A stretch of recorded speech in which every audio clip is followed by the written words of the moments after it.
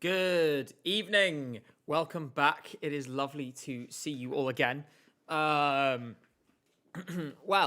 it feels weird almost after the season we've had to be doing a live stream and not had to sort of rush my way through several national selections in order to be ready in time just 24 hours later. And it's quite nice to do a live stream having had a full night of sleep the night before and had to not had to fly halfway across Europe to get here. So I'm very, very glad for those things as much as I miss national final season. Maiju, thank you very much for the Prime sub. So national final season is done. There's a lot of reflecting to be done on what we've seen in the last few months. Lots of highlights, a fair amount of lowlights as well, of course. But it means that our attention slowly but surely shifts towards the contest itself in May. For those of you who are not aware, I'm actually not sure why the chat box isn't working, by the way. Sorry about that. For those of you who are not aware, I was accredited this year. Doesn't change anything in terms of our, what we say and how much, how much, what's the word? What I'm saying is we're going to keep doing all the things we've been doing anyway. But yes, that of course means that that will make some of the things we're going to do in Vienna slightly easier. One thing you'll be glad to know is that after a couple of weeks away, I've brought someone back from the Shadow Realm. It's Jay. Hi everyone. It's been 3 weeks. But I am back. How are you doing, Jay? I'm doing great. I mean, we saw Vibe the other night. Oh yeah, we did. They're great. They say hello to all of you. Oh my god, chat, hello. I've missed everyone. You have been gone for an awfully long time, Jay, to the point that I think we're going to go through some of these entries, and there's going to be some things where we're reacting. No one knows my opinion. Yeah, and also where you're reacting to the national finals for the first time. Just quickly. Yeah. Aya, thank you so much for splooging your wallet for the 13th consecutive month. Hunter of Stars, thank you so much for the £5. Says, help me please, I'm losing my mind. I can't stream Jala. I've been stuck in a Roblox Danganronpa game for 3 hours. You can just quit. But thank you very much. And Mocha Loca says, thoughts on Lumo Twitter discourse? And that's a funny place to start. This week, our dear friend Lumo from last year has gone viral for being the ugliest thing ever made by humanity. And I have to say, I actually think this is quite a wholesome story, because my favorite quote tweet of the reveal video of Lumo, which has got 500,000 likes this week on Twitter, somebody said, it's really reassuring in an age of AI slop that there are still man-made horrors beyond our comprehension that are being created. And Lumo is one of those. Should we have brought back Lumo for this year, Jay? Yes. I miss Lumo. After seeing what abomination we have this year, I miss Lumo so much. Isa Freezer says, Jay, gone for so long. What did you think of Dynamis? Thank you very much for your donation. We'll come on to Dynamis, as we will come on to all of the various songs today. Basically, the plan for today is, this is a good opportunity to look back through everything again. We're going to go through each of the songs one by one. Jay is going to turn on his noise suppression so I don't have to hear him rustling his jacket every 3 seconds. And we're going to talk about how we feel about each entry. We're going to go through our personal top 10s later on as well. We're going to reflect on our highlights and lowlights of national final season. All of that is tonight. And I guess we can have a little look at Eurovision's new mascot later too. Jay, how do you feel about this field overall? You think it's a good year? Think it's a bad year? You think it's the best year ever? The worst year ever? I think it's pretty on par with 2022. It's not as strong as the last 3 years, but there is some songs that I still really love. So yeah, it's not that bad. It's not as bad as people are saying, I think. The people who think it's the weakest year ever weren't with us during some of the 2010s.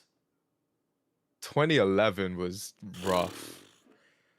Like Like, in 2011, yeah, the winner got like 220 points or something, which at that 221. 221, that's it, which is essentially the European public and jury's way of saying, we don't want any of them to win. Yeah. Like, none of you get any points. 100 stars, thank you so much. Member for 1 month says, not you gagging Jay over the jacket. Well, I don't like sounds. Like people don't. chewing. I Yeah, can't no, deal with you hate people that. chewing. It's loud. I don't like it. It's even when it's quiet, it's so loud. But yes, 2011, not good. Ugh. People have also mentioned 2018. Let's not forget, That's How You Write a Song by Alexander Rybak won a semi-final in 2018. There have been I liked bad 2018. years. Bad years. Though I don't mean to tempt fate. In 2011, Azerbaijan won, and in 2018, Israel won. So we're doing better than those years. 2017 was a whole disaster, says Aya. Well, I do remember it was a turbulent entry. Obviously, we had Jono Lasand on the stream, not on the stream, for an interview when we were in Basel. And he talked about the fact that in 2017, the entire organizing team on the Ukrainian side quit in like the September, October or something. And I remember Krista Björkman got sort of plonked in, and they pulled it together, and it was a decent show. Although it's hilarious, it was the year that I think a lot of people remember as being very weak, and it has the points records for any song ever, and it's a points record that now, with 35 countries in the contest, is essentially unreachable. So congratulations, Salvador Sobral, one of the only beneficiaries of the moral and literal demise of the Eurovision Song Contest. We have a lot of songs to get through, and I want to spend some time on each one. I don't want us to really glaze over anything. So, Lawrence, who is doing the Romanian staging? I haven't seen that yet. We are going to go all the way through. People are saying, put us on screen. I am actually going to do that right now. I am not sure what is going on with my... What if I press this button? My chat box has died. It's just died. Oh, no. Oh, no. Refresh. Okay. It's just died. It's just stopped working. Oh, wait. It's coming there up. it is. It's there. Up. Okay, we got it. Yay. Well, at least 3 messages have come up. Okay, right. Okay, we're back. We're back. Revbo, thank you so much for the membership. Would Pink Pantheress be a good artist for the UK in Eurovision? Yes, but she'd never do it. She would never do it. Not in a million years. People are saying, by the way, that like 1776 apparently had a bad winner. Somebody says the Ottomans were robbed in 1576. I'd say the Byzantines were really hard done by in 1453. And, Harold in 1066 getting the arrow in his eye. I'm really surprised that EBU didn't pull the code of conduct out against William the Conqueror for that one. Shall we talk about some songs? Yes. So, we're going to start with Albania.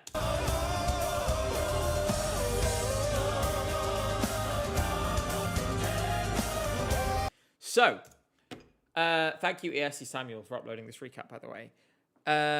So we'll look at them in the context of their semi-finals later on. I have had a bit of a conversion on this one. The music video, have you seen it? Oh, I forgot. I haven't yet. You need to... I think... Anyone who hasn't yet seen the music video for this should go and watch it, because it tells us a lot more about the Eurovision performance. Number 1, there's rumors he's going to bring his mum with him to Eurovision.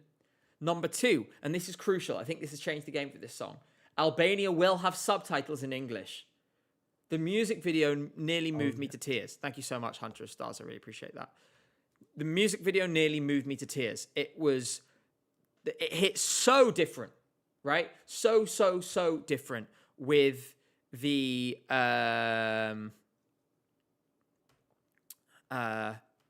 with the subtitles. So I'm very excited about this. This has hit a lot harder now. Thank you much, Dratopia, as well. FYI, Jan Bors is doing the staging for Romania. It'll be really... I really hope... I think it's best if me and Jan Bors don't meet. I think that would be a frosty conversation. For Romania's sake, I hope it does well. I hope it works. That's unfortunate. Anyway, Jay, what do you think of Albania? We'll come to Romania later, I promise. Yes. So yeah, I haven't seen the music video yet. I forgot. I am sorry. But this song has been growing on me quite a bit. It's just really epic. Like every time I listen to it, I'm just like, yeah. Would you Yeah, say you it's sing too the epic notes. to be true? Shut up. How do you feel about this compared to... Because the thing is, we've had this song for a long time, right? This song Yeah. was selected 3 months ago. That's a long time for it to kind of marinate. And I always worry with the early ones. And obviously, Montenegro is in this bucket as well. That they get forgotten because they're just around for too long. Maybe people get desensitized a bit and then maybe they surprise us a little because for the European public, it's fresh. For us, we've known them half a year by the time the contest comes around, right? Yeah. How do you feel about its chances? I think, I mean, the way you're hyping up the music video and how it can relate to the staging, like, maybe it can get through. But I think the ceiling for this song would be like maybe 6th in the semi or lower. Mm-hmm. I'm quite excited for what will happen with this because I think it has the opportunity to really connect now in the way it didn't before. The song is just an epic soundscape without subtitles. With the subtitles, suddenly it has a meaning and it has a universality to it. Every parent misses their kids like hell when they move away. Like it is going to, and those are also the people who can afford to vote. They have disposable income because their generation was born at the right time, unlike ours. So genuinely though, seriously, I think this is going to do really well now. I think it's a nailed on qualifier, which it wasn't before. I suspect that as we get into the week, the odds will reflect that. Albania always float really low down and then kind of slowly hover up. The same thing will happen this year. They will rise. Yeah. When your odds are really low, you will rise. That wasn't the joke I was gonna make, but let's go with that. When you qualify from the semi, you will rise. Oh, please. In any case, from Rise to I Papare by, time for the loudest song in Eurovision 2026. Once again, Armenia, last year, it was like, this song is very loud. That is the defining genre of our song. It is loud. It is the same again this year. It is still loud, just in a slightly different way.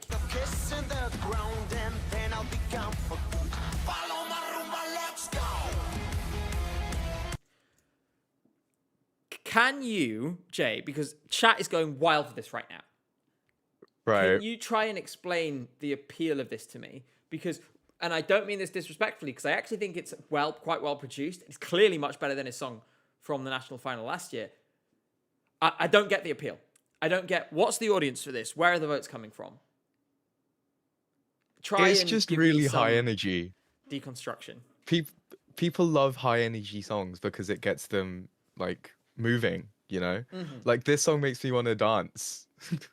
And the way he's dancing in the music video is so like it just gives so much energy. Like I don't I quite like this. It's not my favorite, but like I'd happily sit through and listen to this.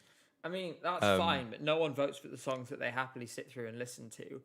It's like yeah, that's the problem. Like this is no one's favorite, but everyone kind of likes it. Mm-hmm. I just don't think, what I'm worried about is, I mean, obviously when we look at the full semi-finals, I obviously laid out my predictions in a video the other day. I'm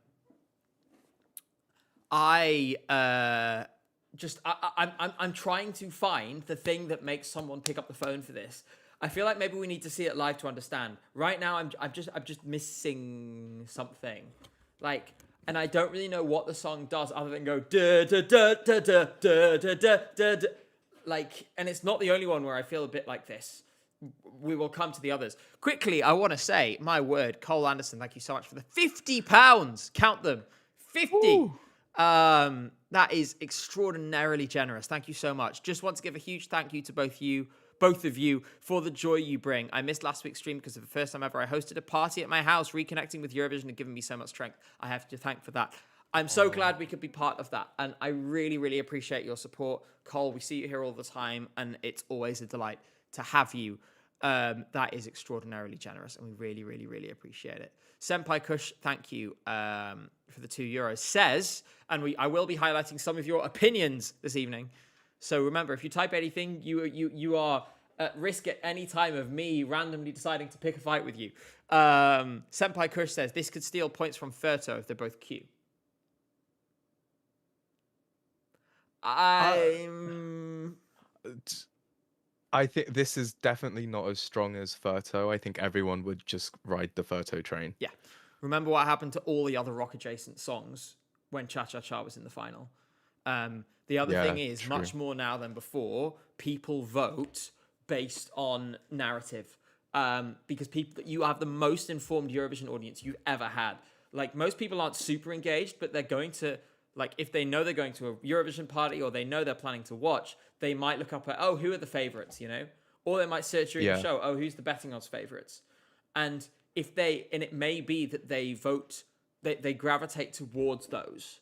You know, betting odds shape public opinion and shape the narrative, as well as being indicative of the wider thought process. I mean, that can sort of lead into this kind of feedback loop where, like, Sweden were favourites to win last year, so more people bet on it. So the odds shortened. So more people bet on it because they thought, oh, well, look, they're clearly going to win because the odds just shortened even more. And it goes round and round and round until all of a sudden, you know, they're massively overpromised. Thank you so much, Levi Mayfly, for the 333.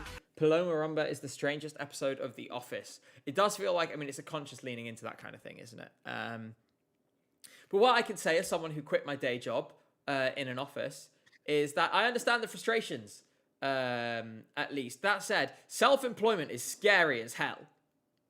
Like, there is a little bit of you in your head back here, especially because I've been talking. Thank you so much, Emma Man. Makes you wonder what happened to I Papare Bye if it had gone to Basel. It wouldn't have qualified. That song was a real mess. The thing that they don't tell you with self-employment is if you stop, the money stops. And that's always a bit alarming because sometimes I'm like, you know, what am I going to do next week? ESC Drive, thank you so much. Apparently, we are too epic to be true, Jay. Aw, thank you. I'm actually not real. This is a simulation. Mm-hmm. Everything's a simulation. Yeah. Wake up. We've been trying to get to you for weeks. Please wake up. Sorry, I don't know what that was. Let's move on to the next song. Australia. Yay. And there's been a development. There has been a development. As there.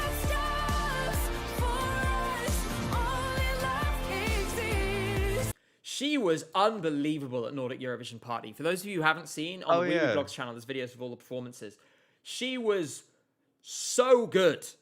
I mean, this is what we expected. The basic meta for Australia this year is they show up with a song that essentially, here is Delta Goodrem. She will now sing some really impressive notes.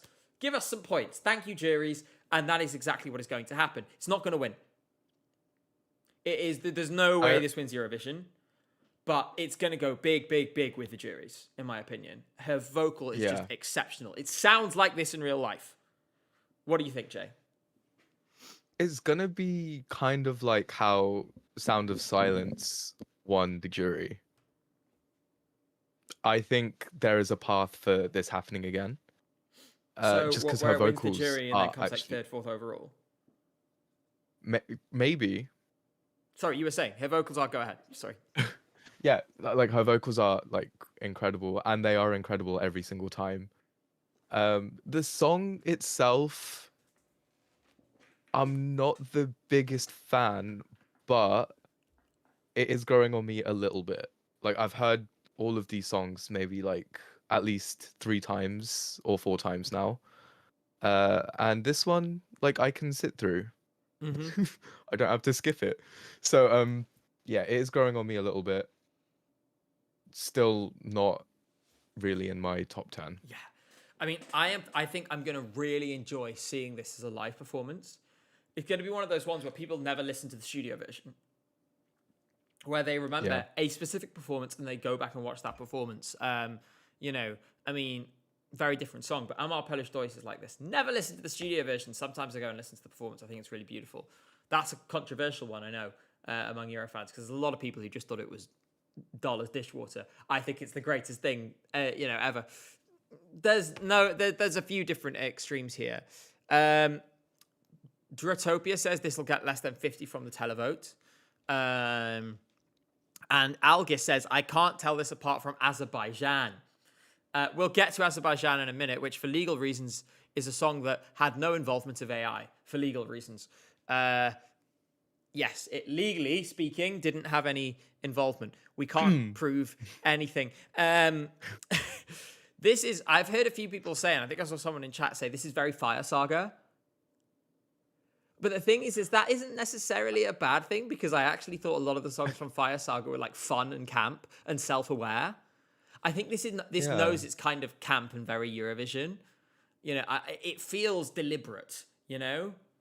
And it's kind of like, we're going to do a big camp Eurovision ballad and we're going to find the best singer we can to do it. Kyle Alessandro, hi, thank you very much for the £5. Says, the videos of her teaching some other acts how to reach specific notes in their songs. Ijbol, oh, the voice judge, Delta Goodrem, the mother you are. I haven't actually seen that. Like Delta Goodrem, the architect of her own demise, doesn't win Eurovision because she accidentally teaches someone else how to sing better than her. But no, seriously, on the Fire Saga thing, like Lion of Love, I'm sorry, absolute banger. Oh my god. It is so good. A curious connection between Delta Goodrem and Boy George. They were both on The Voice Australia. They were both judges at different times. And they both coached Sheldon Riley. One important difference between Delta Goodrem and Boy George: Delta Goodrem never chained anyone to a radiator and then got convicted and sent to jail for it. Yeah. Anyway, a few more opinions of this one. I'm looking in chat. Everyone's just mad at Azerbaijan now. I distracted everyone with that and then the Boy George thing. Yeah, people are still, like Steven says, Fork Found in Kitchen, the song is really outdated. The song's sound is like 10 years too late. I would say that, but Eurovision can sometimes be quite forgiving of such things. You know, I always think back to the thing in Love, Love, Peace where Petra Mierda is like, just throw some decks in there to give it a modern feel. In real life, this is 20 years out of date, but in Eurovision, it'll make you feel fresh. And sometimes I hear certain songs sent to the contest and I think, wow, this would be cutting edge 8 years ago. And I've never heard it in Eurovision, which means all of a sudden here it gets a new lease of life because at least it's different. Max, thank you very much for the 50 Norwegian krona. My votes will go to Latvia this year. I have a bold prediction that Latvia and Norway will qualify because juries are back. We'll come to that. We will come to who our predicted qualifiers are later on in the video. We should move to the next song. Jay, any last thoughts on Australia before we do that? Oh no, my camera. Oh, your camera fell over. While you're fixing that, someone said he did his time. Stop dissing. Okay, that doesn't mean that logic is actually insane. And it's not like you finish and then you're unconvicted of assault. You're still convicted afterwards. I should be careful at this rate. He's going to tweet about me. He's been tweeting at a lot of Eurovision fans very angrily for, pointing at the news articles, documenting what is in the public record. We need to not. We'll come on to this later. At least you didn't assault someone. This is true. We need to. We'll come back to it where we get on to San Marino, which will happen somewhere in the next 1 to 7 hours. Any final thoughts on Australia now that you fixed your camera? Yes, Delta Goodrem, if you're listening, can I get a signed CD, please? I want to give it to my dad. I will say, as someone who's been playing like fan contests for years, around, lots of you will have done this, but contests where you sort of represent a place quote, and send a song, and then everyone votes on each other's songs and stuff. Delta Goodrem has been one of the most featured artists in these contests for about a decade. So from that perspective, it's one of these full circle moments. Manija was another one several years ago, because before that it was the same thing. Who else? There are probably some others. If you could think of any. Okay, this is a mission for you, chat, while we talk about the next song. Songs and artists who were massively overused in fan contests before they were actually sent to Eurovision. Before, not after, before. I have one. Yeah? Marina Sati. Before? Yeah. Okay, fair Have you enough. never seen her in a fan People contest? saying She was everywhere. Helena Fischer, yeah. Marina Sati, yeah. Justina Stuchkovska has been in a lot of fan contests beforehand. Teodora, these are some good ones. Can you imagine if Helena Fischer was in? Do you know who Helena Fischer is? No idea. Have you not ever heard that song? It's like Atemlos durch die Nacht, bis ein neuer Tag erwacht. Not ringing any bells? Oh, I've got some things to show you next time I see you, man. Oh, God. Next up, Austria. Und alle wollen eine Tanzschein. Sie wollten wir sein, doch ohne So, Cosmo, Tanzschein. This one, it kind of feels like the whole fandom has kind of adopted him as like no one thinks he's going to do well, but everyone's like, if anyone says anything negative about this guy, I will fight for him. Everyone's just kind of like, you know that picture of like Kevin Hart in that woman's arms, and the woman is like, yeah. that is this one. And he is like, apparently Danda says that's my good nephew. I feel like everyone just kind of likes him. He just seems like a sweet guy, you know? And he's going to go and do his silly song in the final. He's been drawn to perform last in the final. And Ben over on ESC Insight has a good article out about why the host entry should perform last every year. What do you think of Cosmo and Tanzschein? This clicked for me so randomly when I was at, guess where I was? The gym. Yes. Yeah. This clicked for me at the gym. It was so random. It came on because I was given the task to listen to all of these songs before this stream. So I've just been having like all of these songs on loop. I sent Jay a message for context on like great. Tuesday being like, this weekend we're going through every song again. Make notes. Yes, and I did. Nice. I did. Yeah, and like I feel like this has clicked for everyone at the same time because I'm seeing everyone talk good about this song on the timeline now. I think people appreciate it for what it is. I think host entries are viewed a bit differently as well. I don't think it's particularly competitive in a Eurovision context, but I think it's one of those things that's like, I'm really glad it's here. Like, it works really well in this show. And also, I think people are enjoying it now that they've not had the frustration of having to watch Vienna Calling, as Neuro Cantata says in their super chat. Thank you so much for that. Because Vienna Calling, we were all in such a bad mood that we weren't ready for this. It had taken so long, right, to get through that show. And we were all so miserable that this came on and we were like, no, we do not want to dance. We want to sit and be angry. Whereas now we've had some time to move on from that debacle and we feel much better. And let's be honest, Cosmo was the only one on that whole night who did anything. Yeah, like I can't believe. No, one thing I have, like, what do you mean your favorite was that one song? Ibren. Yeah, like, are you joking? Oh, it's just kitsch. Like, what? Ibren. Ibren. Yeah, but I don't know the rest of the words. Gabe, just no. I can't like believe this you more admitted now. that. Okay, listen. I admitted I liked Brat Pellin, and then look how that turned out. Right. By the way, I got a message from. He put me on his story the other day. Did he? Yeah, Brat Pellin was like, he put the section of my video I did about his song on his story with the caption, like, just when you're trying to get out of the Pesma se Eurovisiu bubble and return to normal life, something drags you back in. And so I sent him a message being like, hey man, thanks so much for featuring that on your story. And he was like, thanks so much for all your kind words, man. I really appreciate it. So yeah, me and Brat Pelin, besties. God. Also, Giti from Albania put it on her story like 5 times. And so when our mutuals on Instagram, I hope she comes back next year. Shirakuro and Kaut Kylie were in the comments of that as well. So yeah. I shout out Nat if you're watching this, by the way, because I know he's a fan of the channel, who is the singer in Shirakuro. And I was like, please come back. And they were like, we will Please come back. Please. Honestly, Shirakuro, They were you incredible. robbed. Just like quality. I mean, we'll come on to that. And I should say when we're going through this, I'm quite happy to stop and reflect on a national final as we get to one. For example, this one sucked.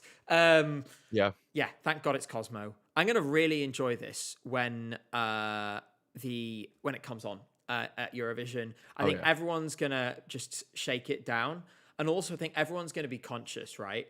That it's the end of the show. We're going to have no idea what's going to happen in the 90 minutes after that. I think there may be a little bit of, we're going to let loose now, just in case it's the last chance we get to let loose. There's going to be a little bit of existentialism about this song.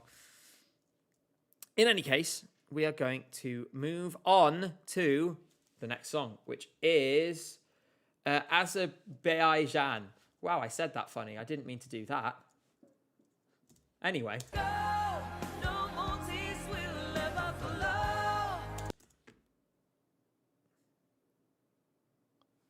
Thanks so much for the €2, by the way, Marcus. Now, I've previously argued, right, about how Azerbaijan uses the contest geopolitically. Here is my latest up-to-date analysis. They're really fucking bad at it.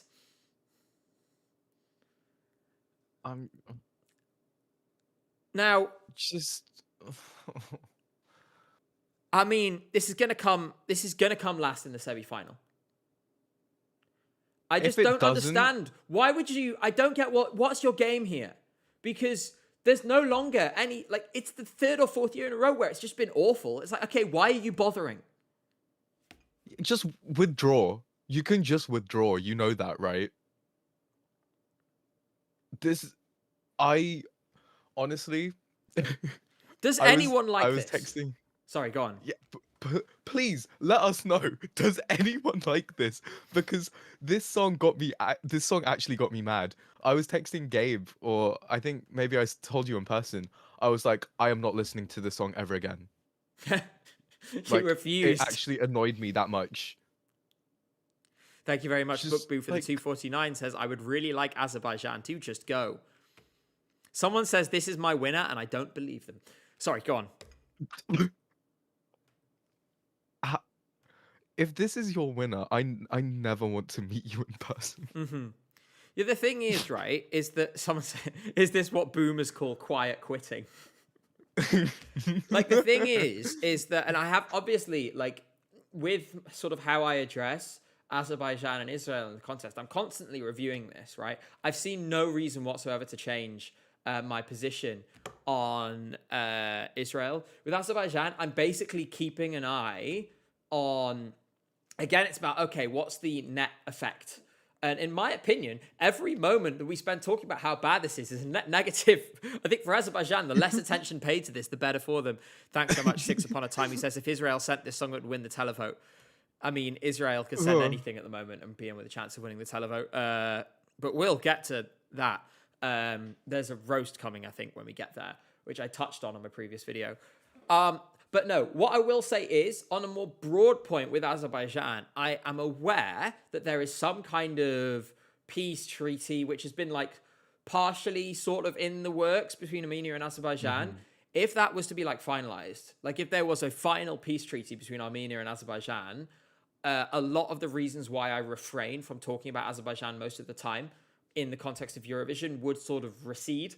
So it's something we keep under review, right? The world changes over time. If the world changes, then things will change here too, to reflect that as well. We're not going to play a clip of Israel's song, by the way. I'm going to rant about their conduct in Eurovision for a minute, though, because I've had some things on my mind. which build up over time. Let's move on to Belgium. That's a country that's in Eurovision.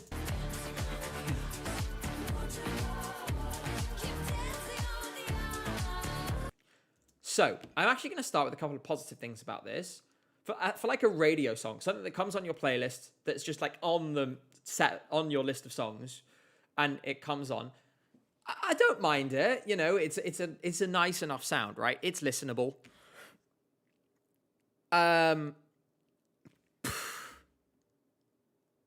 It's not competitive at all. I'm really worried about this pattern that Belgium has got itself into, where now this is the weakest of the last three entries, but I'm thinking about what happened to Before the Party Is Over. I'm thinking about what happened to Red Sebastian. I think this is going to end up with the same fate. The same fate. It's not a bad song in the same way those other songs were good songs. But, I mean, this is just, it's a bit of a shame. I just think it's a non-event. I don't know how you stage this for Eurovision. And thank you so much, Kieran Mook, for that £1 donation. I don't know, really, what you do with this. Jay, any thoughts? Can you shed any light on what they're getting at here? What is even the end goal of this? I don't even know. I feel very bad for her. She seems like a lovely person, and I do wish her the best. But this song is just, it's not good enough. It's listenable. At least it's listenable, unlike the song we heard before. Mm-hmm. But like, listenable doesn't always do well at Eurovision. So yeah, good luck to her. People are getting really specific with their criticism of this. Lee says, it's like you took all the fun and lesbian tension out of Passion Fruit by Chrissy Schlepeka. Thank you so much, Tratopia, who says this song sounds like something that plays at Lidl. In defense of this, I think it's the production value is actually very high, in my opinion. Like, I like the sound that they have here. And I like her voice. If she really shows up, maybe if it's classy and cool and like sharp, it'll get somewhere. If she has charisma, maybe it'll get somewhere. But I just think this is one of the ones I have the most question marks over. I think it doesn't help us with the internals. It's often so hard to visualize what is going to happen because you just have no information. Yeah. I don't know how they're going to stage it. I don't even know what their concepts are, you know? And obviously that comes with a fun mystery. It gives you the opportunity to be really surprised by something. But I'm just not seeing it at the moment. It's not doing anything for me at all. Mm-hmm. I'm gonna wish. And I'm a big fan of pop, and the fact that this doesn't do anything for me is kind of. That is the most generic statement of all time. I'm a fan of pop music. Shut up. Thanks, Jay. I'm a fan of, I don't know, orange juice. I'm a fan of breathing. Yeah. Yeah. I'm a fan of, when it's sunny outside. But yeah, I think I wish her luck, genuinely, because I'd love to be positively surprised by an internal that I'm not expecting much from, and this is one of those. So if she comes and delivers really, really well and totally shocks us and gets a good finish, then it'll be a really nice surprise. For now, I am not too optimistic. Thank you so much, Isa Friesa, who says, Essela was in the Belgian jury and gave Israel points. So as far as I know, Essela was in the Belgian jury in 2024. What I will say is I'm not sure that this is this has happened the past couple of years. Nothing good has ever really come of sort of going to individual artists and sort of like investigating them like this. Often people are complicated, and actually people don't really think about these things in the same way a lot of us do. Often there's contradictions as well, where you have people who might have done something like that, but then also, made statements which are pro-Palestine and so on. It's a danger. It's just a bit of a zero-sum game. It doesn't really help anyone, and it doesn't really do anyone any good. It's not meaningful activism, right? It doesn't raise awareness of how Israel is misusing the contest. It doesn't help a single Palestinian, and it just it distracts from the things that are actually important, which is raising awareness about Israel's genocide as described by multiple international organizations and domestic Israeli human rights organizations. It's about helping people understand that Israel is misusing the conduct, and thereby helping people understand that Israel's televote does not represent a European endorsement of their actions, which in my opinion, if you're still engaging, is the single most important thing to do with relation to Israel. If someone placed someone like 6th in a jury at Eurovision, I've got to be honest, I don't think that's something that's worth your energy. There are a million much more important ways to spend your energy that will have a material effect on this. And I am constantly asking myself, what can I do to have a material effect on this?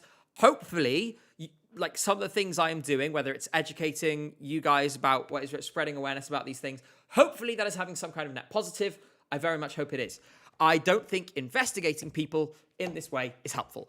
Ingvild, thank you very much. Watching with a glass of wine, what is your favorite adult drink? Well, it used to be a Long Island iced tea. I have to say. Can I guess? Can I guess? Espresso martini. No, actually, I like one. Ah. But I have one like at the start of an evening if I'm feeling a bit tired, right? But honestly, I'm a bit of a sucker for sweet things. Like I said, Long Island iced tea is nice. Actually, at the moment, a mojito. Love a mojito. What about you, Jay? I don't like tequila, so not a mojito. My favorite adult drink. Probably right now, probably an Asahi or soju. Soju is nice. And Asahi, I like Asahi soju. is a good beer. I do like an Asahi. Yeah. I don't like how it's more expensive than every other beer on every bar ever. Ethan says, going back to Austria, and thank you very much, by the way, for the super chat, Ethan. Do you think Chingona by Tamara Flores, the Spanish song that withdrew, could have won? How do you think it would have done? I don't think it would have won. I think the result wouldn't have changed, but I think it would have finished in the top 3 and potentially won the televote. But the jury would have killed it, like they did with Bam Like Werner. What do you think, Jay? Do you remember that song? Yeah, roughly.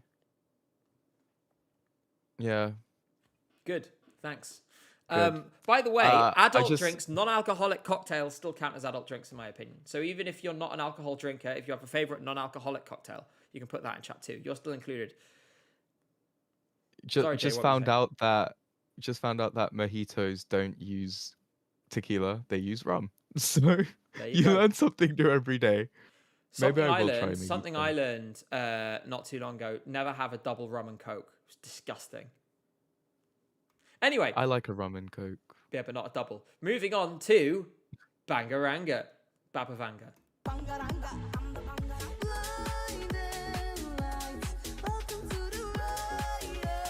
So, proof that you can have a 3-minute long song that is exclusively one chorus. Because I couldn't tell you what happens other than the chorus over and over and over again. It's divisive. It has its fans. But, and I've seen a few people in chat already being like, I hate it. It has some very anti-fans as well. Jay, what do you think? You love it, don't you? I love this. I should have known this was coming. Well, you could talk about it then. Off you go. I love this so much. It reminds me of K-pop. It's just so... It's... like, I love to think of myself as, oh yeah, I'm like this really deep person that really likes, deep music. And then I listen to this and I'm like, bangarang, bangarang. But this does something for me. It gets me moving. Yeah. I'll give you a few things. I mean, it is catchy. It's well produced. It's very repetitive. It's like we have a clip for TikTok We're going to expand it out. But it's like a kind of Microsoft Paint, just stretch each side of the image kind of expansion. So in my opinion, there is about 45 seconds of song, which has been beautifully pulled out. It's like, imagine me if I was really wide. That's this song. Okay. Yeah, sure. Okay. You've just unlocked a new character. Wide God. game. It's a matter That's of going to be time on the Discord soon. before someone finds a video of me walking around somewhere and just pulls it out really wide and does the, you know, the music. About K-pop, J/Gabe, do you like the new BTS album? Jay, this is your area. No. Let's move on. Oh, okay then. But yeah, it's catchy and it's grown on me a little bit. But I am kind of worried about this. I think it's right on the bubble for qualification at the moment.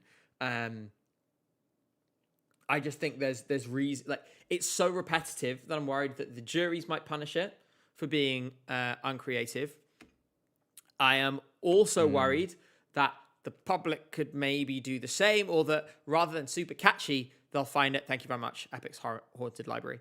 They will find it grating. You never quite know how the public are going to react to this, right? Could be totally fine, could be all the way out. Yeah, true. Like, people will either really love this or just not think about it at all. I really hope they love it. Book Boo says this is qualifying by the power of Dimitrios Kontopoulos' SIM cards. Well, he usually that involves Slovenia and they're not around, but at least Moldova is back. Moldova is a big fan of Dimitrios Kontopoulos songs in past years. But yeah, so I'm not so sure. I'm just looking for some other opinions about this. Steven says it's going to qualify easily. I think not easily. It has a good chance. I think I have it in at the moment. I have no idea if I have it in. Oh, yes, I do, of course. Yeah, but obviously Moldova will only help out Bulgaria if they get through to the final, which they might not. Let's move on to Croatia.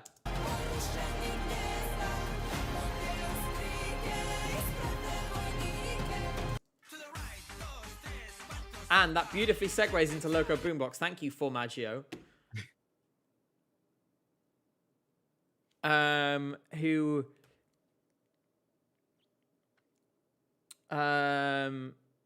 have friends who have friends in the IDF. I misread that and initially thought you said I'm in the IDF, and I was like, where is this going? I was like, I might be refunding that real quick.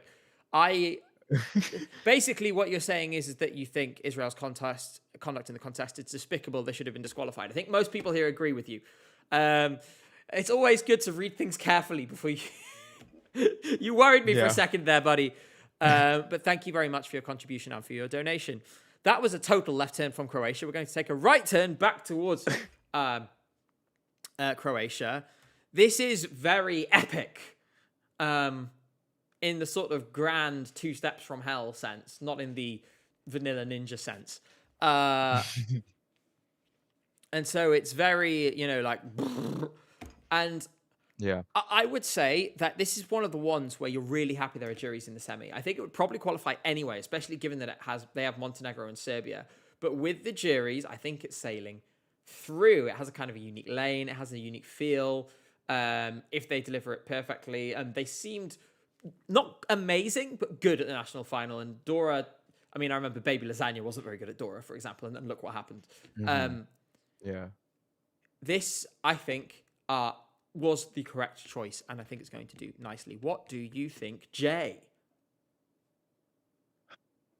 Like, I'll never download and listen to this, but I do really like the live performance. I think this is a song that requires a performance to go along with it for me to enjoy it. Yeah, this was definitely the right choice for Croatia. Although that one other song, what, Zevin? No, the oh, the one that sounded like Wenger Bus. Yeah, that would have been fun. Oh yeah, the one which was like the video was of the woman exercising but eating fast food and getting slowly fatter. Six Upon a Time says there's one singer in the group who is out of tune. Well, they can do a trick which actually people have done in the past at Eurovision, which is turn one person's mic off. I'm not going to say who's done it, but it's been done on multiple occasions. While we're on Croatia, Wait, I'm going to try and quickly find a quick clip. Here it is. Before we move on, I think there's something that we need to look at one last time from national final season. So, I haven't seen this in so long. it's somehow even worse than I remember. Have you ever seen a fan favorite die like this? This made Harmonia Dissonance look like Andrea Bocelli. Like, it was... But it's incredible because it's rare that a live performance is so bad it means you can't listen to the studio version anymore, because I really like the studio version. I haven't listened to it since I saw this. I was like, put it away. Like, we're done now. It's almost like Fusanocta. Oh, Fusanocta. But I can still listen to I can still listen to Mi Familia, but every now and then I go back and watch the live performance of Mi Familia. yeah. God, it's so bad. Like, she's just yelling. So But I'll bad. never never forget the first time I heard, Mi Familia, Mi Familia! But no, this is on that level. Let's listen to a little more.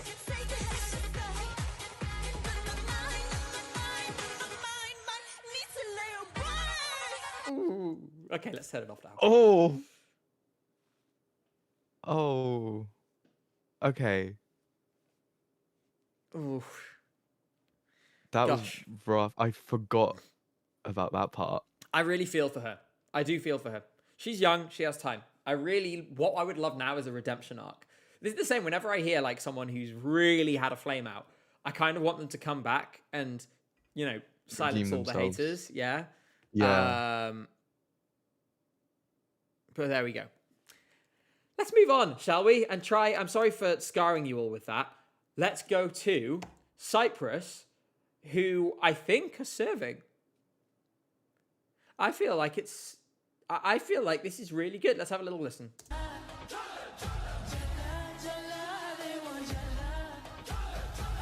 So, I am of the opinion is that she can drop a 5 out of 10 performance and kind of bin it quite badly and still go through. With the nature of the semi-final she's in, I think the lane is really clear and it's so nicely put together, much like Tamta was able to totally bin it and still make it through. Antigone could too. Obviously, I'm hopeful for more. I think it's through easily. I have to say, the longer the season goes on, the more I listen to this. Like, it's enjoyable. I'm finding that as well. It's aging well. It's like a song for summer. So, I wasn't ready for it at the beginning of February or whatever it was. Now, as we move on, I am getting ready for it. And so I feel better about it now. Especially since the weather in our part of England has been so good recently. Oh, yeah. Amazing. It's been, like, bright and sunny. Yeah. Getting so much vitamin D has been great. Yeah, it's like winter is over and I no longer hate myself. Real. Yeah. That said, you never know when we're going to get another week of like 4 degrees and cloudy. We're getting away from the point. What do you think of Jala J? Jala J. Funny. Answer the question. This song is great. I really enjoyed the song. It grew on me so much in the past 2 weeks because of, all the sun. It's catchy.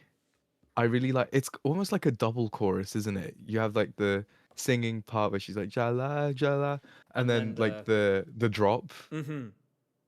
Songs that have double choruses, like inject that in my veins. It's so good. It's the same with like, say like, Eternity by Kimberly. Oh yeah. That double chorus, just so good. It works for you, doesn't it?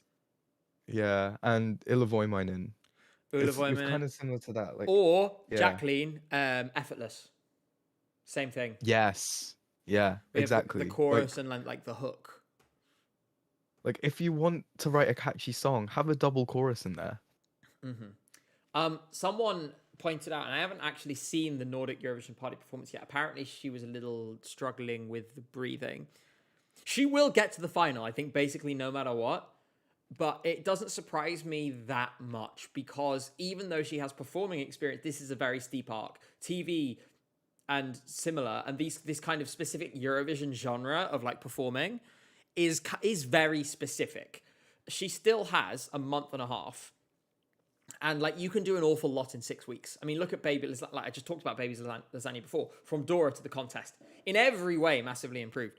So, you know, there's some time. Apparently, she had in-ear issues, which you know it happens at pre-parties. Everyone has with pre-parties. Don't forget, everyone has about 5 minutes to sound check. Then they come on, they do their song, they leave. It is so fast. It's quite unnatural for stage performers. It unsettles people quite often. In many ways, pre-parties are the worst places to interview artists because they're really overstimulated. They're running around all over the place. They've had really short sound checks, so they don't feel like settled. And there's hardly any dressing room space, so people are like sharing, like getting changed in corridors and stuff. It's a really, obviously everyone makes do, and they're still an amazing thing. But it is just worth remembering that for the artists, because of the very nature of the event, it's unavoidable that they're going to feel less comfortable than usual, and they're going to be performing in non-ideal conditions. There are certain things that pre-parties can do to help with this, and there are, I think some do this better than others, you know, but I haven't been to all of them, so I can't really say for sure. But yeah, don't read too much into it. Apparently, the Discord server is an absolute shambles. So if you haven't joined already, It is. the link's in the description. What's going on in there, Jay? I don't want to look. Give me a hint. Please look. Please look. Okay, Please. well, I'm gonna have to look over on the. So they got stuck on Wide Gabe apparently. One second, I'm gonna remove you from the screen for a second, Jay, because I can go and have a look. In what's going on? I'm scrolling to now. Oh wow! I'm very. I'm gonna put one of these on screen. But which one? This one's okay. This one's funny. 1 second. Open in browser right now. I can show you. So this is what you're missing out on if you haven't joined my Discord server already. I've accidentally cut you off, Jay, so it's on the screen twice. Oh god, there we go. But yeah, we'll look more at those later. Let's keep going to Czechia with a song I'm actually I think this is dramatic. I think it has the potential to come live on stage. Thing is with Czechia, delegation with limited resources. Staging is going to be an interesting problem to solve. These kinds of ballads, recently a lot of delegations have either taken the park and bark route or given them some kind of prop, big props, things like this, stuff to fill out the space, stuff to draw people's attention, all of these kinds of things. I don't know what you do with this. I think it's got so much potential. It's so exciting. I think it could win the jury in the semi-final. And Luhani predicts, thank you very much for your 10 dinars, predicts this could come top 5 in the jury in the final. But what do you do with a problem like this one, Jay? How do you feel about the song, and how do you think they should stage it? I absolutely love this song so much. It reminds me of something that John's Tears would have put out in like 2020 or 2021. Like, and he was my winner for a long time in 2021. So yeah, it just reminds me of him a lot. The song is epic. The vocals are insane. There was this press release that said that he wanted minimal staging. And I think minimal can be really good for this kind of song, but I think they have to really think about how minimal they want to go, because they can't just have him standing on stage. The thing is with the Czechs is that I do trust them to be resourceful. I think last year was a bit of a miss. In the end, it didn't quite come together, but I thought they did really well with Aiko in 24. I thought they did a really, really fantastic job. Domi in 22, great. So this is a delegation that can do things right. We should say it's Zizka, not Zizka. The video has it wrong. But yeah, I don't think it's at risk of not qualifying. I really love the song as well. I wonder how far it can go. It's one of these ones where I think there's a lot of unknowns. Need to see him do it live, because for all we know, he goes and does it live somewhere, and we're all like, oh my God, like, he's winning. Or alternatively, we could hear it live and go, ah, shit. Yeah. I have confidence. They wouldn't have chosen him if he couldn't sing. Maybe he'll surprise us like Ujan Bushpepper. Remember when he was doing the pre-parties and like everyone was like, whoa, his voice. That is true. So, And then he went to Eurovision and he had the best vocal and came top 10 in the jury. Rat King, I'm sorry I missed your 50 Swedish krona. I'm sorry. Sami Grand Prix is happening next Saturday. The entries are all bangers. I promise it's worth your time. Please consider checking it out. Yeah, we can do that. Do you want to watch Sami Grand Prix next Saturday? Wait, actually, we're together on holiday next Saturday. Yes. I don't think we'll be watching Sami Grand Prix while we're there. We won't have time, but let's watch it when we get back. Let's have a look, and then maybe we can talk about it on stream. Thank you so much for the donation. There are some clips of Daniel singing live, and apparently he's very good.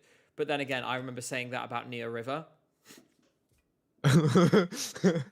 Oh. And then we know how that ended. So let's see. All right.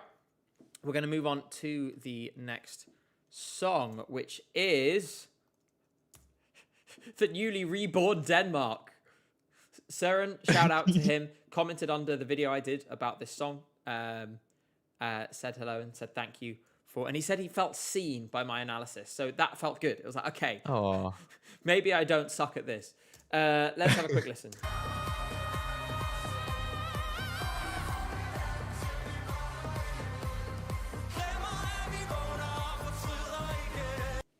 We're obviously not talking about qualification here. It's nailed on. I said in my video, it's certain. Yeah. This is so obviously qualifying. Oh yes. Luhani, we'll come on to who we think who might have the worst surprise vocals later on. Thank you very much for your donation. We'll do it once we get through everyone. Jay. Yes. Can it win? Yes. Yes? Are you saying that quietly? I honestly think if he somehow elevates the staging, this could leave such a big impression on people. What would you change about the staging? Because I'm not, other than making the box like completely clear, like because it's kind of stained, maybe making it glass instead of, or like something firm instead of the thing they have at the moment. The cling film. Yeah. I don't know how I would want to change anything, really. I don't know. But then again, like, I kind of said the same thing about Cha Cha Cha. And then they changed it. Yeah, they elevated the staging in Liverpool. So, maybe they can make the box bigger. We are going to have a bigger box. I think the box is fine as is, because remember, if you make it taller, he's got to climb into that thing. You don't want him to have to like jump down. That would be epic. The dimensions of the box are fine. I genuinely, I don't know what you would change about this. I'm going to do a poll. Can Denmark win? Because someone asked me in chat. And I am apparently extremely easy to influence. Can Denmark win? ? Yes, no. Start. I personally think it can. The odds have him third, I think. Okay, the poll didn't start when I Oh, there we go. Yes, it did. Okay. It started for me. Yeah. And I'll give I you all voted. a minute to vote on that. Someone, Twitch mods, please. Somebody. I can see mods in chat and Twitch, so somebody do it. I'm just relieved that Denmark has remembered, because like the thing is, and part of the reason I've always been so harsh, right, on MGP, Denmark, given what else is going on in the Nordic countries when it came to national selections, really had no excuse. Like, no one's expecting any country to pump out winning contenders every single year, except maybe like Sweden and Finland, I guess, at the moment. Like, the bar is not that high, but you should be competitive every single year. So I'm relieved that the last 2 years, they have become competitive again. I think Sissal last year was a good like catalyst for this. It's good she didn't win this year and that someone else got a go. And this, I really hope, will be the start of a bigger trend, because Denmark, let's not forget, in the early 2010s, had a really, really consistent streak. And, you know, there was things, and I remember, like, for example, 2018, Rasmussen with the, you know, the Vikings, you know, doing their little walk thing. I loved that. It won the televote in its semi-final. This is the non-distant past. Denmark can do it. They just needed to discover it again. 69%, nice, say that this can win Eurovision on YouTube, and 63% on Twitch.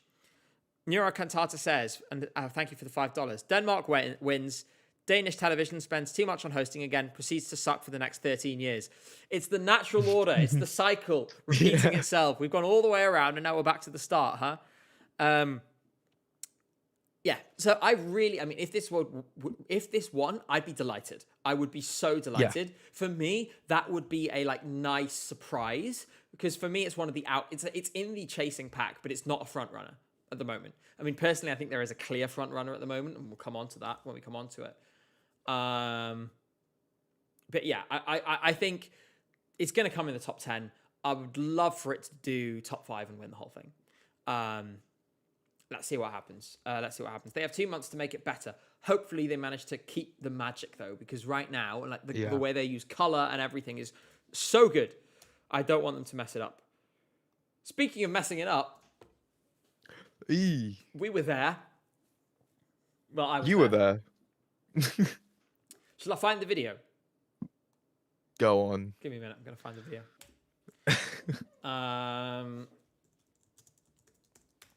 I will have it around here somewhere.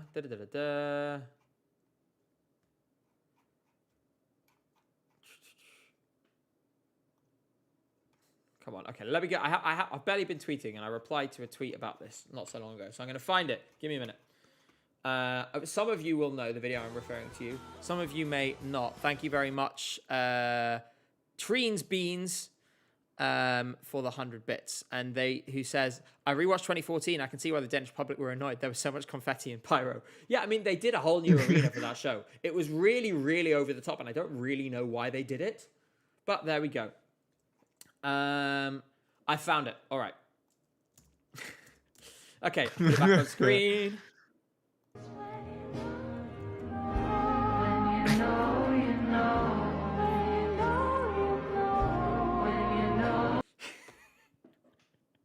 Which rather sums up how I feel about this song.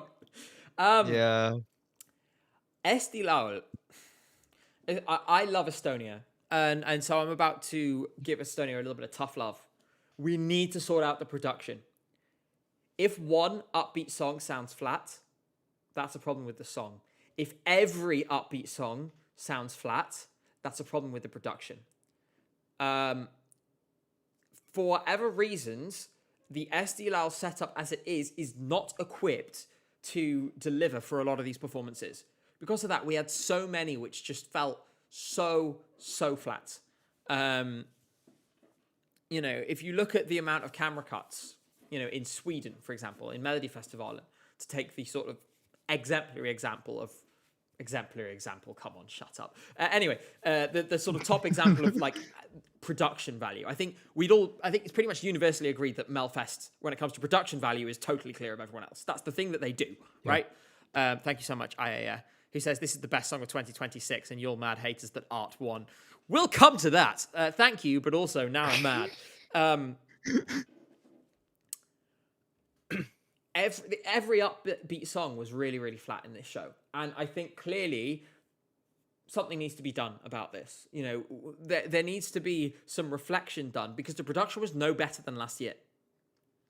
And if you take Finland as an example, 3 years in the Nokia Arena, the production has noticeably improved each time. There is clearly a process of what did we do well, what didn't sound right. Let's improve it for next year. When you're in the same arena year after year, you should build up a familiarity with it. Your capabilities should expand even just with the same people and the same financial outlay and the same setup. ESC Drive says Gabe overestimates Estonia's finances. ERR is broke. ERR might be broke, but so are Latvia Television, and they can do better. Oh, and to be honest, Yle is currently having to bend over backwards money-wise because there's a dispute to do with the tax that funds them or something. You know, every broadcaster in Europe is broke. I'm not saying that I expect Estonia to be able to do Melody Festival, and obviously that's unreasonable. What I'm saying is that they should at least be able to produce a higher standard show than this. I really, really love the people behind Eesti Laul. You know, the Estonian team, it's a small but plucky team. They're committed. They care about this, right? I just would love to see what we can do to try and improve this, right? Because this is Estonia. You can do better. We know you can do better because we've seen better Eesti Lauls in the past. Jay, what do you think of Vanilla Ninja and Too Epic to Be True?